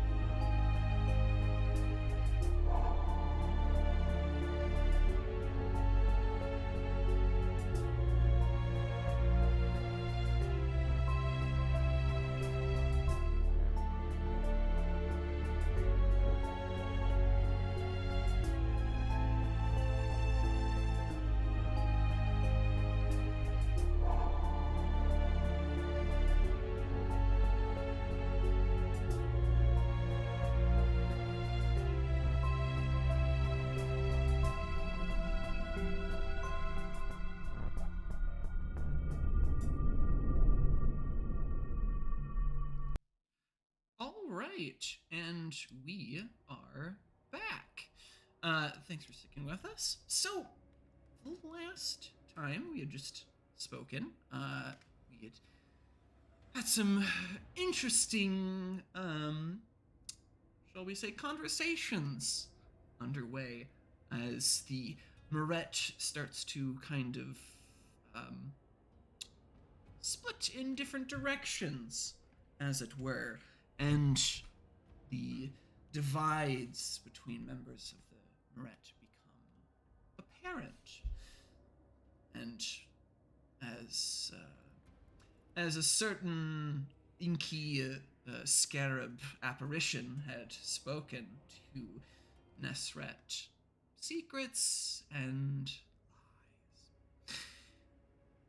Before we get to those deepening divisions, the cracks starting to form in the foundations of Moret, let us first return to Seshet, as Nesret kind of leaves the conversation with the White Jackal, agreeing to an alliance of sorts to see his vision become reality.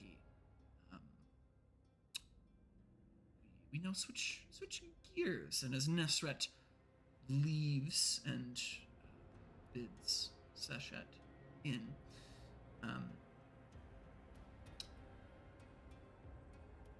we once again find ourselves in the hall of the palace of Antiochus. And at this point, the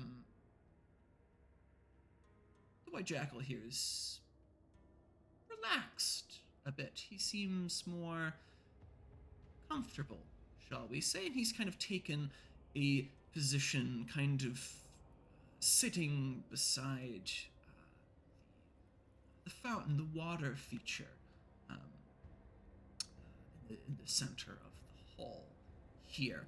And you see he kind of idly traces a finger in the water, kind of watching the ripples that he makes as they spread out across the surface of the water. Yeah. I wanted to do something really quick before the White Jackal had time for me. Sure. Go ahead. Yeah, he seems to be like, I've noticed there's a running theme of him being like very insatiated with like this room and very like noticing of like the sky and like the buildings like around us. Like Chasette's like thinking maybe there's like something hidden here, like that he might be involved with his like the secret of his, and she's like trying to like put herself in his like mind space of like when he's in this room and trying to see some like trying to like I guess like empathize with like the room to try to like see like what significance does this room like hold to him here. Cause she's seen him like do like she's seen them like do this like twice before, like in the foyer. Yes. Yeah, so she's like, there's something here for him that like, it's like something I'm not seeing, and she's like trying to like try to read the room in a very literal sense to like see like okay like is there like something emotional like here that I can like pick up on. So it sounds a bit strange, but yeah, it sounds like a check you'd make in Disco Elysium, trying to empathize with a room. Yeah. In that case, if that sounds exactly like what is it, the psychometry merit? I felt like it was more like conceptualize. Or I mean, if we're talking about that game, yes. If we're talking about Chronicles of Darkness, Yeah. it's like psychometry, I think it's called. I guess that's close to it, but she doesn't really have that kind of that capacity, and feeling out buildings is more of Nesret's thing. Yeah. But you can at least try to get in the I imagine it'd be very difficult. Yeah. Yeah. Of Yeah. the white jackal here. So why don't you give me, we'll say, a wits and empathy roll, and we'll just keep it resisted again. So just the -4. So try and put yourself into the elusive. 3 white successes. jackal's shoes. So you kind of rack your brain, and on the surface here, there is something very literal about his kind of detachment, I guess you might call it, or his focus on the path ahead. It does sort of suit a visionary mind, as it were, someone who's already planning future lifetimes with little concern for the one he finds himself in now. But there's more to just looking towards the future. As you know, this future is almost not looking forward, but looking back, as it were. This dream, his aspiration of his that now you and Nesret know of, is yes, a moving forward of sorts, but it's a return to form, as it were. It's going back to the way things were, reminiscing, in a sense, of what things were and how they might be again. And you think of what significance this palace might hold for him, and why this has been chosen as a meeting place. Again, why he finds some sense of comfort or peace here, why he chooses this palace particularly. And it's not, again, you're not an architect, you're not a member of the Tef Abi. It seems a fine palace. Anyone in your position, at least, would consider it Fine building. Yes, it's a palace. What's more to say? It's well constructed. It's finely furnished. There's nothing ill you could speak of it. Though it's not per se as dazzling, as astounding as the Hagia Sophia, or at least anything that sets it above any of the other palaces that you've seen here. So you wager it has perhaps more of a personal connection to him, that he feels more grounded here, more secure here. And after all, he's been meeting the three of you seemingly by himself, which is a rather, shall we say, bold choice to make for a single Arisen to deal with a trio of Arisen, especially when considering circumstances being what they are. The relationship between the lot of you isn't most ironclad. You weren't exactly sure what to think of each other initially, but nonetheless, he's found it comfortable enough to meet you, the three of you, here now. And thinking on that, there's only one thing that you can really draw from that, or one conclusion, or assumption rather, you make. You wager, if anything, that the White Jackal, his tomb, is likely nearby. And that likely gives him some, perhaps, sense of security, some sense of grounding, knowing that he is, shall we say, within arm's reach of the defenses, the armaments, perhaps,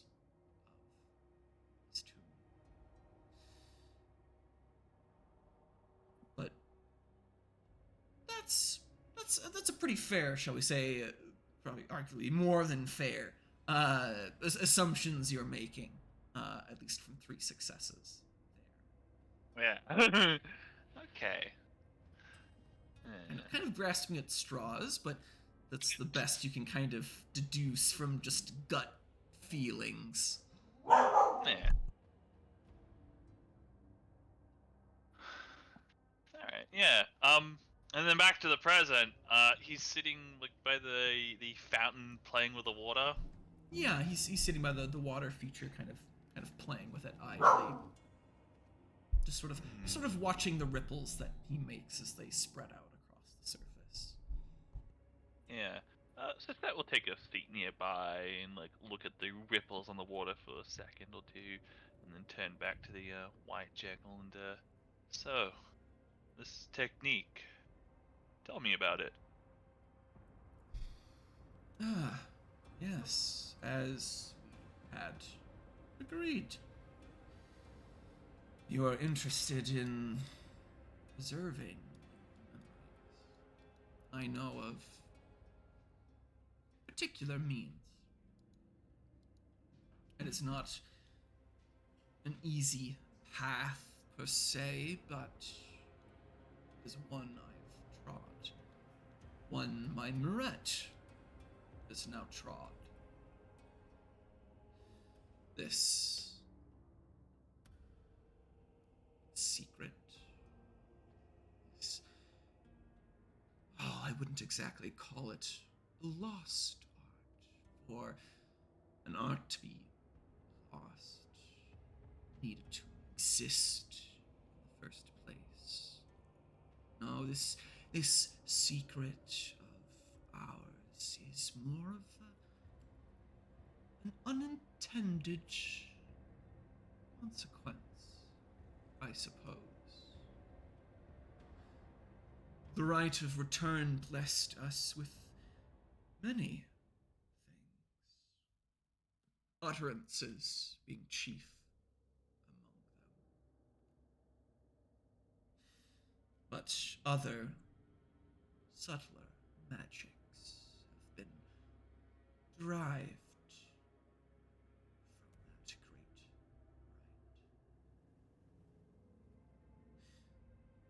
rite. I call this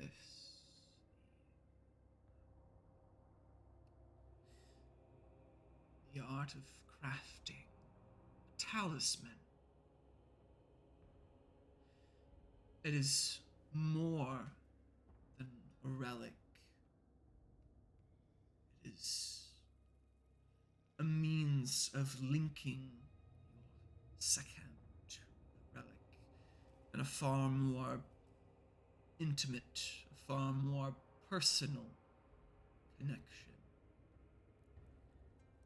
One that allows you to share power, share memories, and develop certain gifts they did not exist before.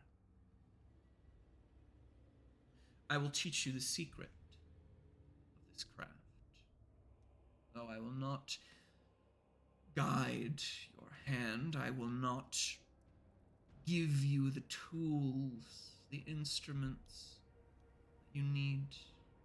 You'll have to find those for yourself. But I will tell you how it can be done. Aside from a modicum of skill within the crafts of your guild, your Sahem must remain strong. And he kind of takes a moment to kind of judge you. And given how recently awoken from your hennet, I wager you still have time. But more importantly, there's something that you will need. A vessel, of course, but not any. It must align with you. It must resonate. Only a relic of your guild will suffice.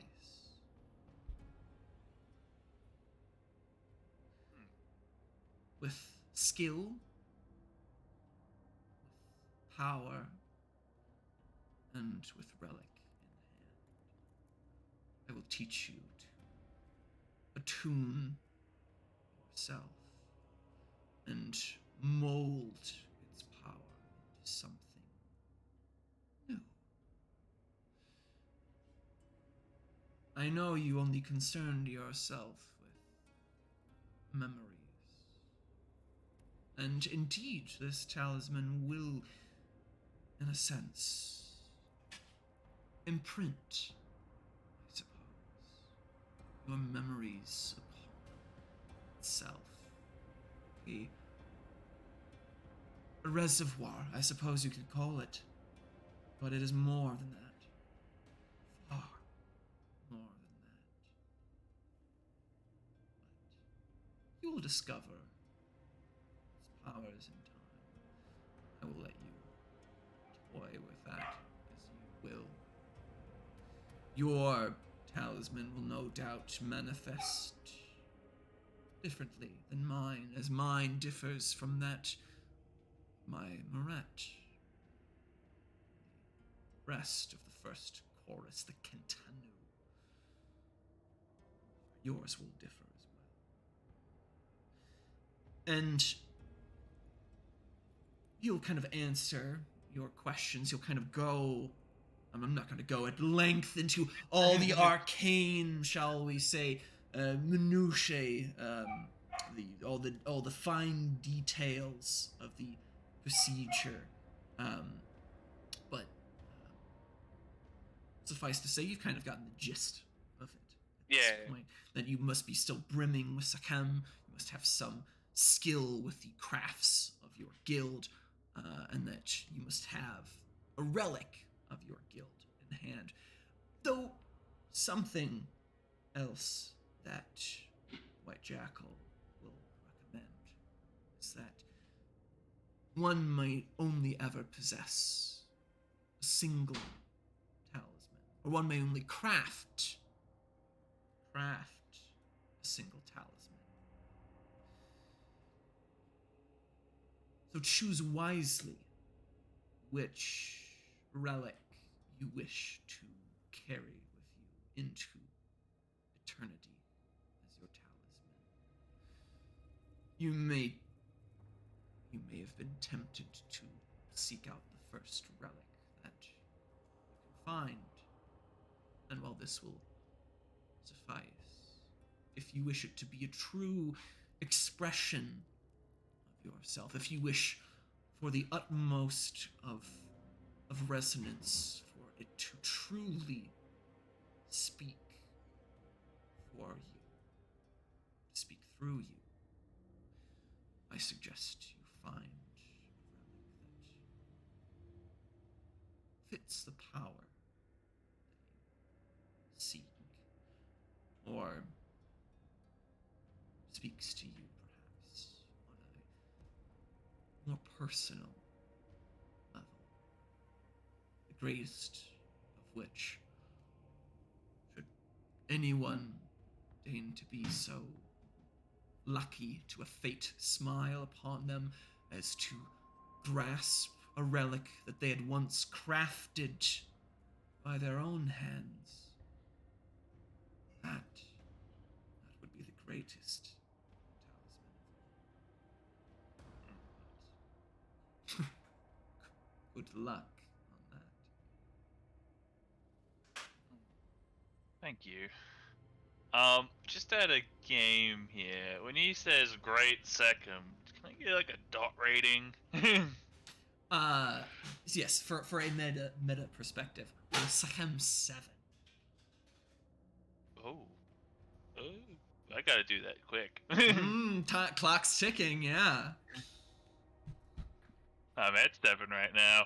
I mean, you could always eat a different relic and go up again. That's an option. There's complications there, but you got some flexibility if you're willing to engage in some taboo activities, or maybe you might serve your judge. Seek out some resets for your Sahem, please. Your judge. Maybe you might get something. Eke out a bit more time there.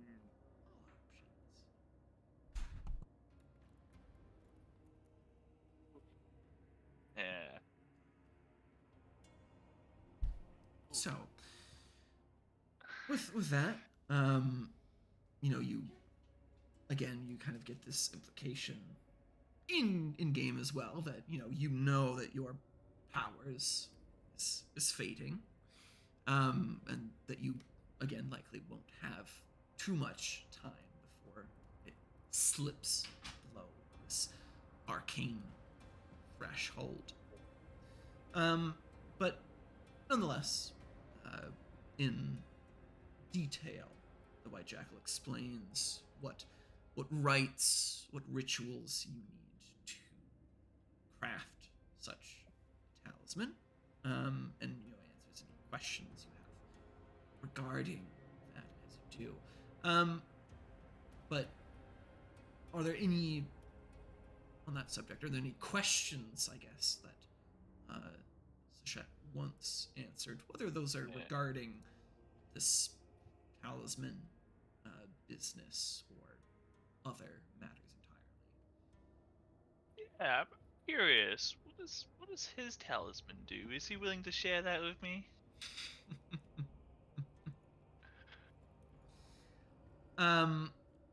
No. The Aw. the White Jackal again. He informs you that he promised only to share you the secrets of its creation, the secrets of my talisman, and what it is capable of are another matter entirely. But if you are so curious, I suppose we might come to another arrangement in time.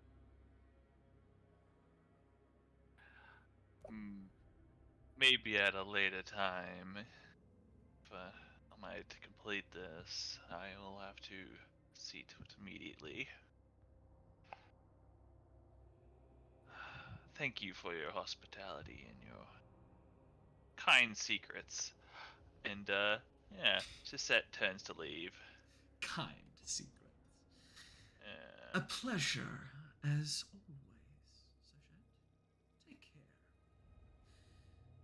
care. And with that, last of the Moret leaves confines of the palace of Antiochus, and believe we had discussed convening the tomb to sort of plan our next moves.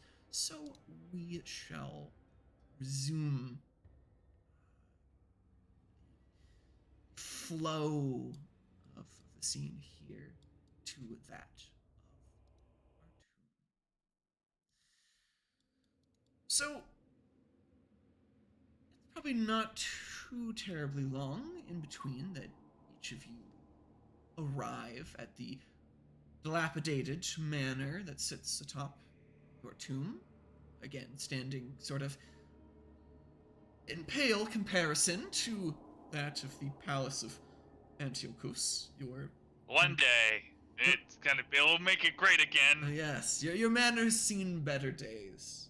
That's what a decade of abandonment, negligence will do to a structure. Looters and whatnot, and city fires as well. All that jazz. But nonetheless, I believe that Tomos was the first to arrive, followed shortly by Asret. And I believe you two had a few words you wanted to, or Tomos, excuse me, had a few words you wanted to share, while we, shall we say, wait for Sasha to make her eventual arrival. So we'll pick things up there. So I'm assuming Thomas is kind of laying in wait to spring this conversation on Nesrat as he enters. A little bit. So yeah, I'll let you pick up the scene here as Nesrat enters. So, that's right.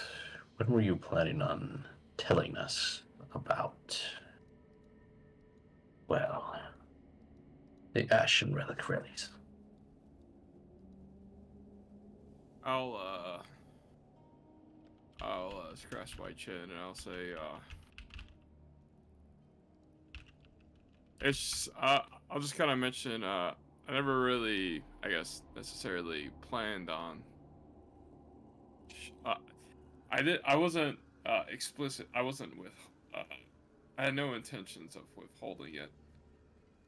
It's just not something that had necessarily. I haven't felt it was an important enough thing to come up yet. Hmm. Is that what you were more or less studying last night after we got back? I'm gonna be a little more deceptive here. I'll suggest that I ran across the terminology while we were working on the mission. Why don't you give me Okay. a subterfuge roll there? Manipulation and subterfuge. And that'll be contested by Tomos here. Which you can either do I think, wits and empathy, or you could do wits and subterfuge.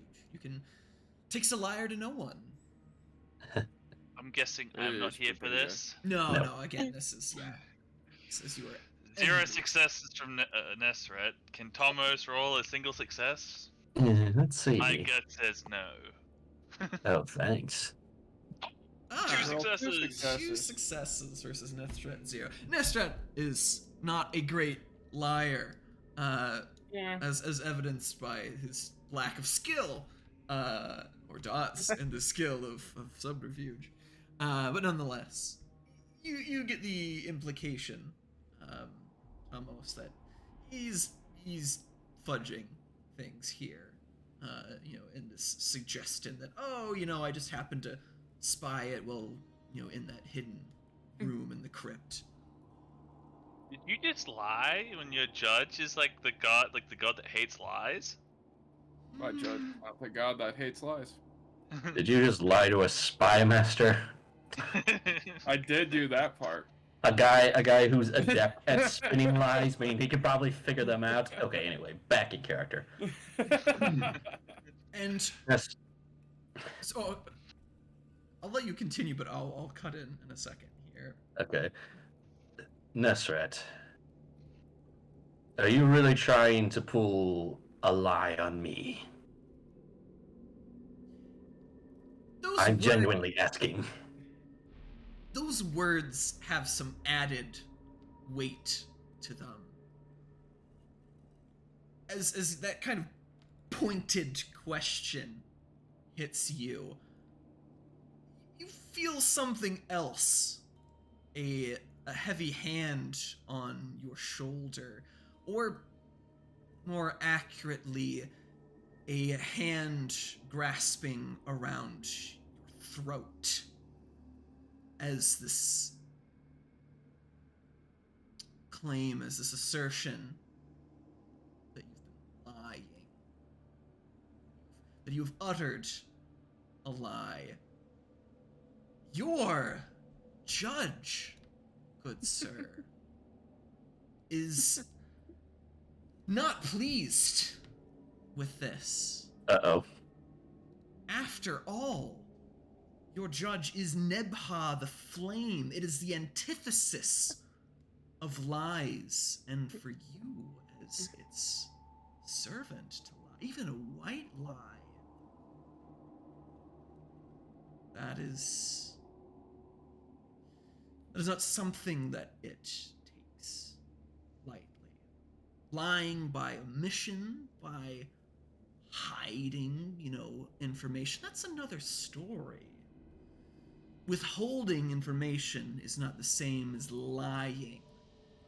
And you have bent truth. And let's be blunt here. Your judge sees little distinction between bending and breaking the truth. There's no mercy along that continuum. This is a god of another age, of the Bronze Age, as it were, and such distinctions matter little to it. And Yes. you feel this sort of crushing weight start to press upon you. How do you respond to Tomos's assertions that you are lying to him? Do you attempt to keep up the charade as it were, or do you come clean? Well, okay, I can see how I maybe bent that a little bit too far. So,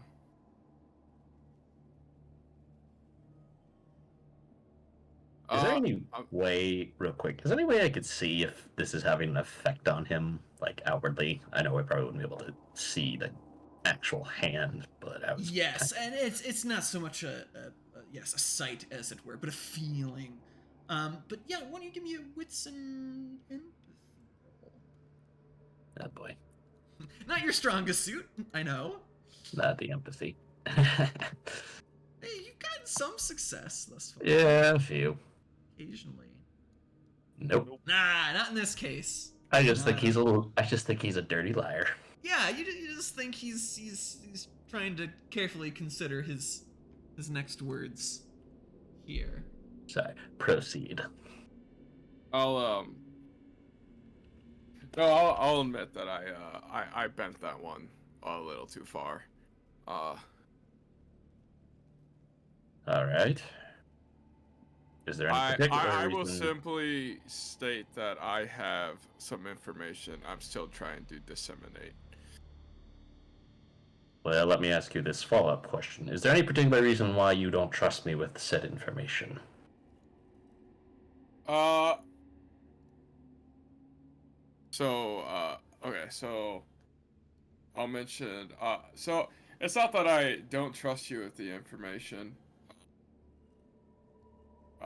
Maybe I look almost, I'm not a person of feelings, so maybe I look a little more frustrated with myself as all I've really been able to discover so far is the name.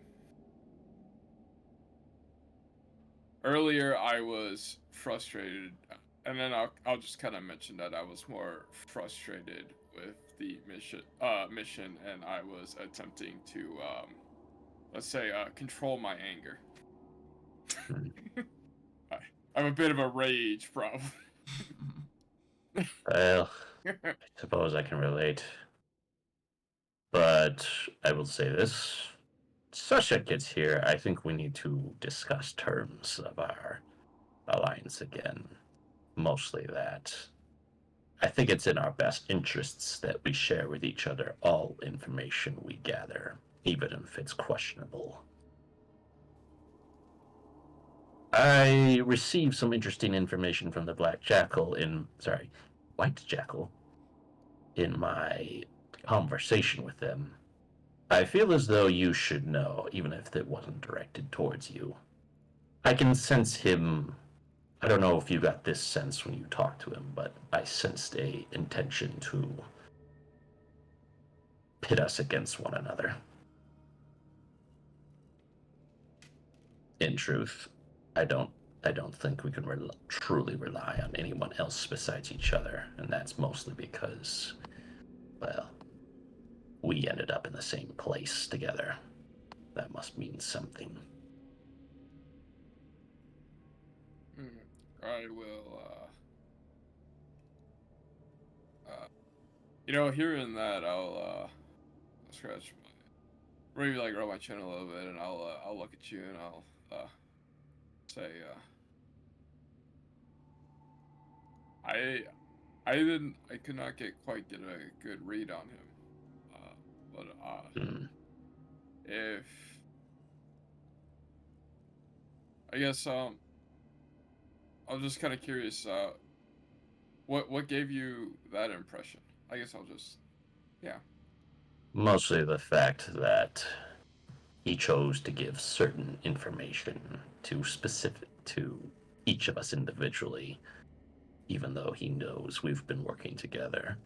And more importantly, when I mentioned you had not brought up the Ashen Reliquaries before, he seemed to play up his response, more or less adding that he'd be more honest with me than you, almost as if he was trying to set my anger against you. And for the record, that was not anger I've expressed, it was frustration. The frustrations, the frustration's fair. It's been a stressful reawakening. And I can understand that. We didn't define this very well. That's why I want to address it now. That is why. It is merely a hunch, but in my line of work, hunches are best left considered, even if they are not totally followed. I'll mention that, I learned some information while I was with them. So in the interest of transparency, say we wait till Shashat comes and we can each share. Exactly what I was thinking, my friend. Can I arrive in the scene now? And on that I note, come yes. walking down the stairs. Gentlemen, Shesha? you two look like you were in the middle of a conversation. Anything I missed? Yes. In fact, we were actually waiting for you to come down. I'll put this forth. I believe it's in our best interests to put forth and be honest with one another with any information we gather. I do not know about you, Seshet, but in my I got the distinct impression the White Jackal may have been trying to pit us against one another in some small way. Mostly from the fact that he chose to give specific parts to us individually, even though he knows we've been working together from the start, at least, of this awakening. And also the fact that he seemed to play up the fact that Nestrat failed to tell us about the Ashen Reliquaries, almost as if he was really trying to stoke my anger against him. Yes, what was that about the Ashen Reliquary, Nesret? I hadn't heard it till then. It's the only thing I could disseminate from intel I had gathered during the I had acquired during the mission. But I'll mention, I guess I'll say that the only thing I've been able to I figured out the relic, but I only know the name. And then I'll explain it. I'll just explain it wasn't intentional withholding of information as it was frustration with events. I understand. But what intelligence is this that you've uncovered? Perhaps another pair of eyes might be able to assist. Indeed. But before we go into that, I would like us to perhaps reevaluate our alliance, relationship, whatever you wish to call this, Amaret. Once again, I believe it's in our best interest to be totally honest as much as we can with one another.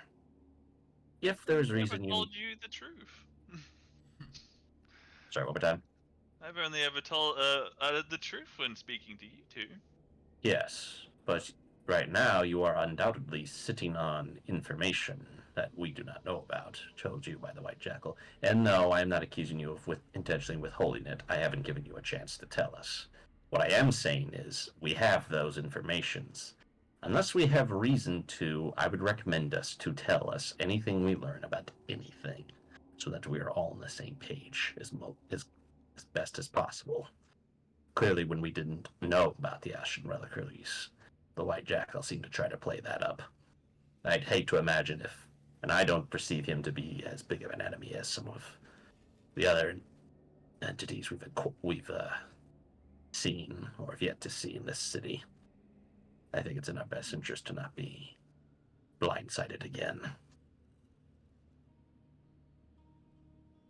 If this was about his plans that he told me when I was visiting his estate the other night, it's not that much that I know.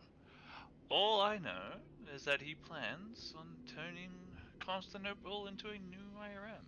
Other than that, I do not quite know how he plans on achieving that. All that I know for certain is that he dearly wishes an alliance with me.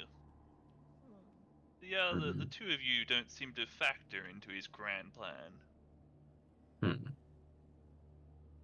Interesting, since I more or less worked out a business arrangement with him. Well, it is interesting. Considering, now, to be fair, Mayan particularly depictedly relates to our mutual enemy that we faced at the church. I've more or less taken it upon myself to go investigate them more, partially for my own selfish reasons, but also because I can get something out of him. But the fact that he's told you something a little more distinct, and perhaps I'm overestimating my arrangement with him, but if that's what he specifically told you, I am not entirely sure everything he says can be 100% trusted. And just so we're clear here, I did not tell you two this because I thought he would tell it to you himself at the Hippodrome. Seemed more of his business than mine. Fair enough, but he seemed to have... The fact that he's withheld certain bits of information, I suppose it's my nature and my career as a spy, as one in espionage, but I simply do not like not having all the facts when I can have them when possible. And I will state, if you feel the need to withhold certain information, you may state so. But I think it's worth us to know, saying we do have bits of information, at the very least, even if we cannot share them right away. I will follow up on the heels of that, and I will mention I didn't get a reading on him concerning you two, but in my discussion with him, he seemed very keen on a partnership with me.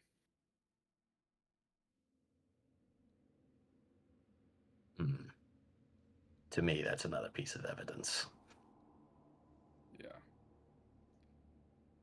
What did he tell you, Nesret? I guess I want to. I'll mention that I know he showed me a little bit about his plans for the new era. What were the nature of them?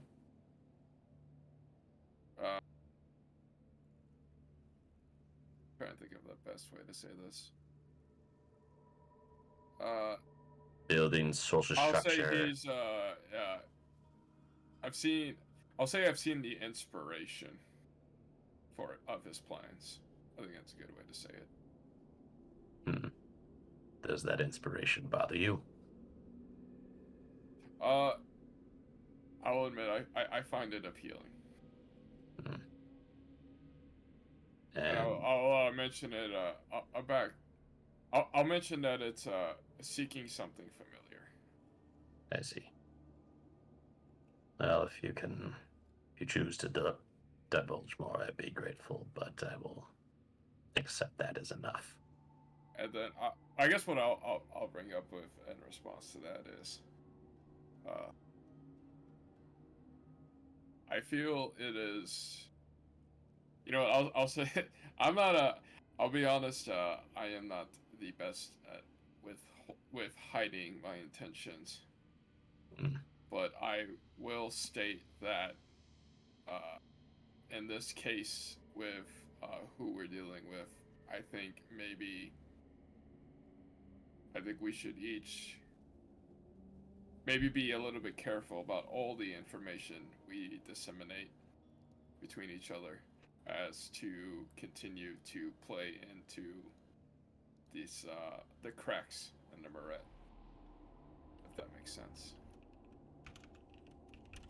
Are It you would be suggesting easier. that we pretend to be more disharmonized than we truly are? I'm not saying pretend. I'm saying we take steps. I guess I'm suggesting, obviously, we don't have to divulge all of our information. But I guess, I'd say be honest with our intentions. Maybe be honest with our intentions, but not necessarily. But I would say there's no harm in withholding certain information that might suggest we're working together. We're working together too closely, if that makes sense. Mm. So perhaps not let on how tightly we are trying to work this. Correct. Very well. I agree. And I will say, if you feel, for whatever reason, you can't share all of the information you have, that is all right. But I would like to know if you are sitting on any. Is that fair? And to that I respond is, I am currently working through some stuff. Fair enough.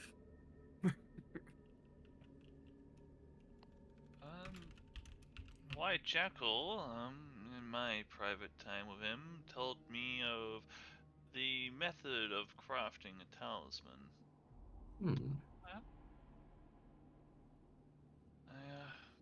There was nothing else spoken between us. I will trust you. As for me, he's more or less made me his investigator of that Hausen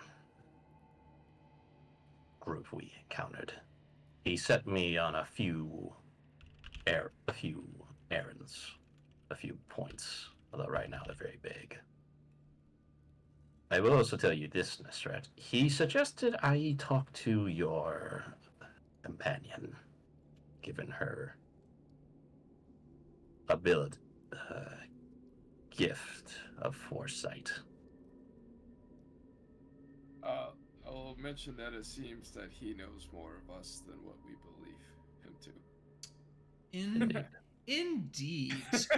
And on that note, we're going to bring things to a close as you ponder how on earth he did know that about Vina. Because that wasn't something that was discussed the last time you had gathered. You just said that she was close to you. But nonetheless, on all of this delicious pile of secrets and lies that we're slowly working our way through, let's wrap things up for tonight, and we will continue unraveling these threads the next session here next week. But anyway, just wrapping things up here for the night. Thank you guys for this very intriguing session, all these machinations being put into play. How are you guys doing, and what what's going on in your characters' heads at this point? I'm good. Shasette, like, she wants to know, like, what Nasret's been, like, hiding, like, behind his back there, but she also very much wants to have a crack at this talisman thing, and she doesn't want to waste time, doing anything other than trying to get a relic to craft a talisman with, or earning resets to keep her second high. Very well.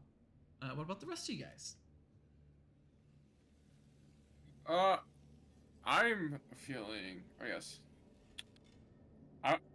I'm feeling, it was a really exciting session, and I guess Nesseret's, so kind of a little bit of a roller coaster where he felt better about the white jackal, but now it's kind of shattered a little bit, as it seems we're being played. But he's probably not surprised by that. Definitely want to get the tomb done because I want to work with Minervina more, and I would like to. I guess I want to hunt down this relic for the purposes of replacing the relic, what appears to be a corrupted relic in our tomb. Although what happens to that relic after? It's another matter. Yeah. After. That's another mess of its own. Yeah. Lastly, we got what's going on with Tamos? I'm doing good. I think he's kind of lost some of his temper, mostly because he's kind of feeling back in his element now with disseminating machinations and lies and getting information. It's almost familiar to him, so in a certain way he's kind of excited. On the other, though, he really is a lot more, he might be getting a little more paranoid.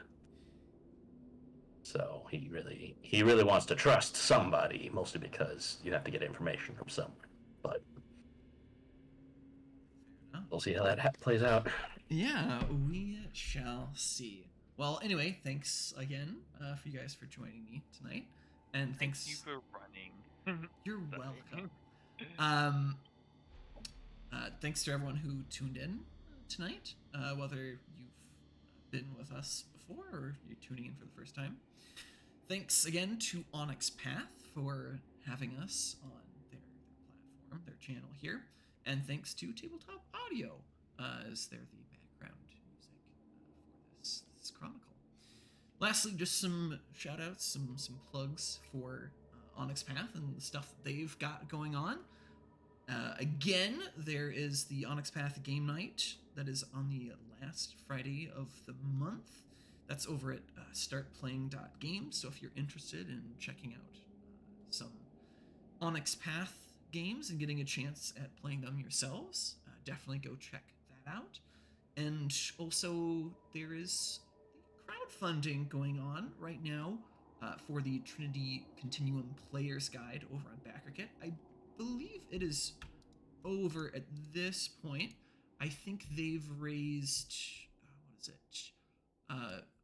over 43k out of their 15k goal, so pretty solid there.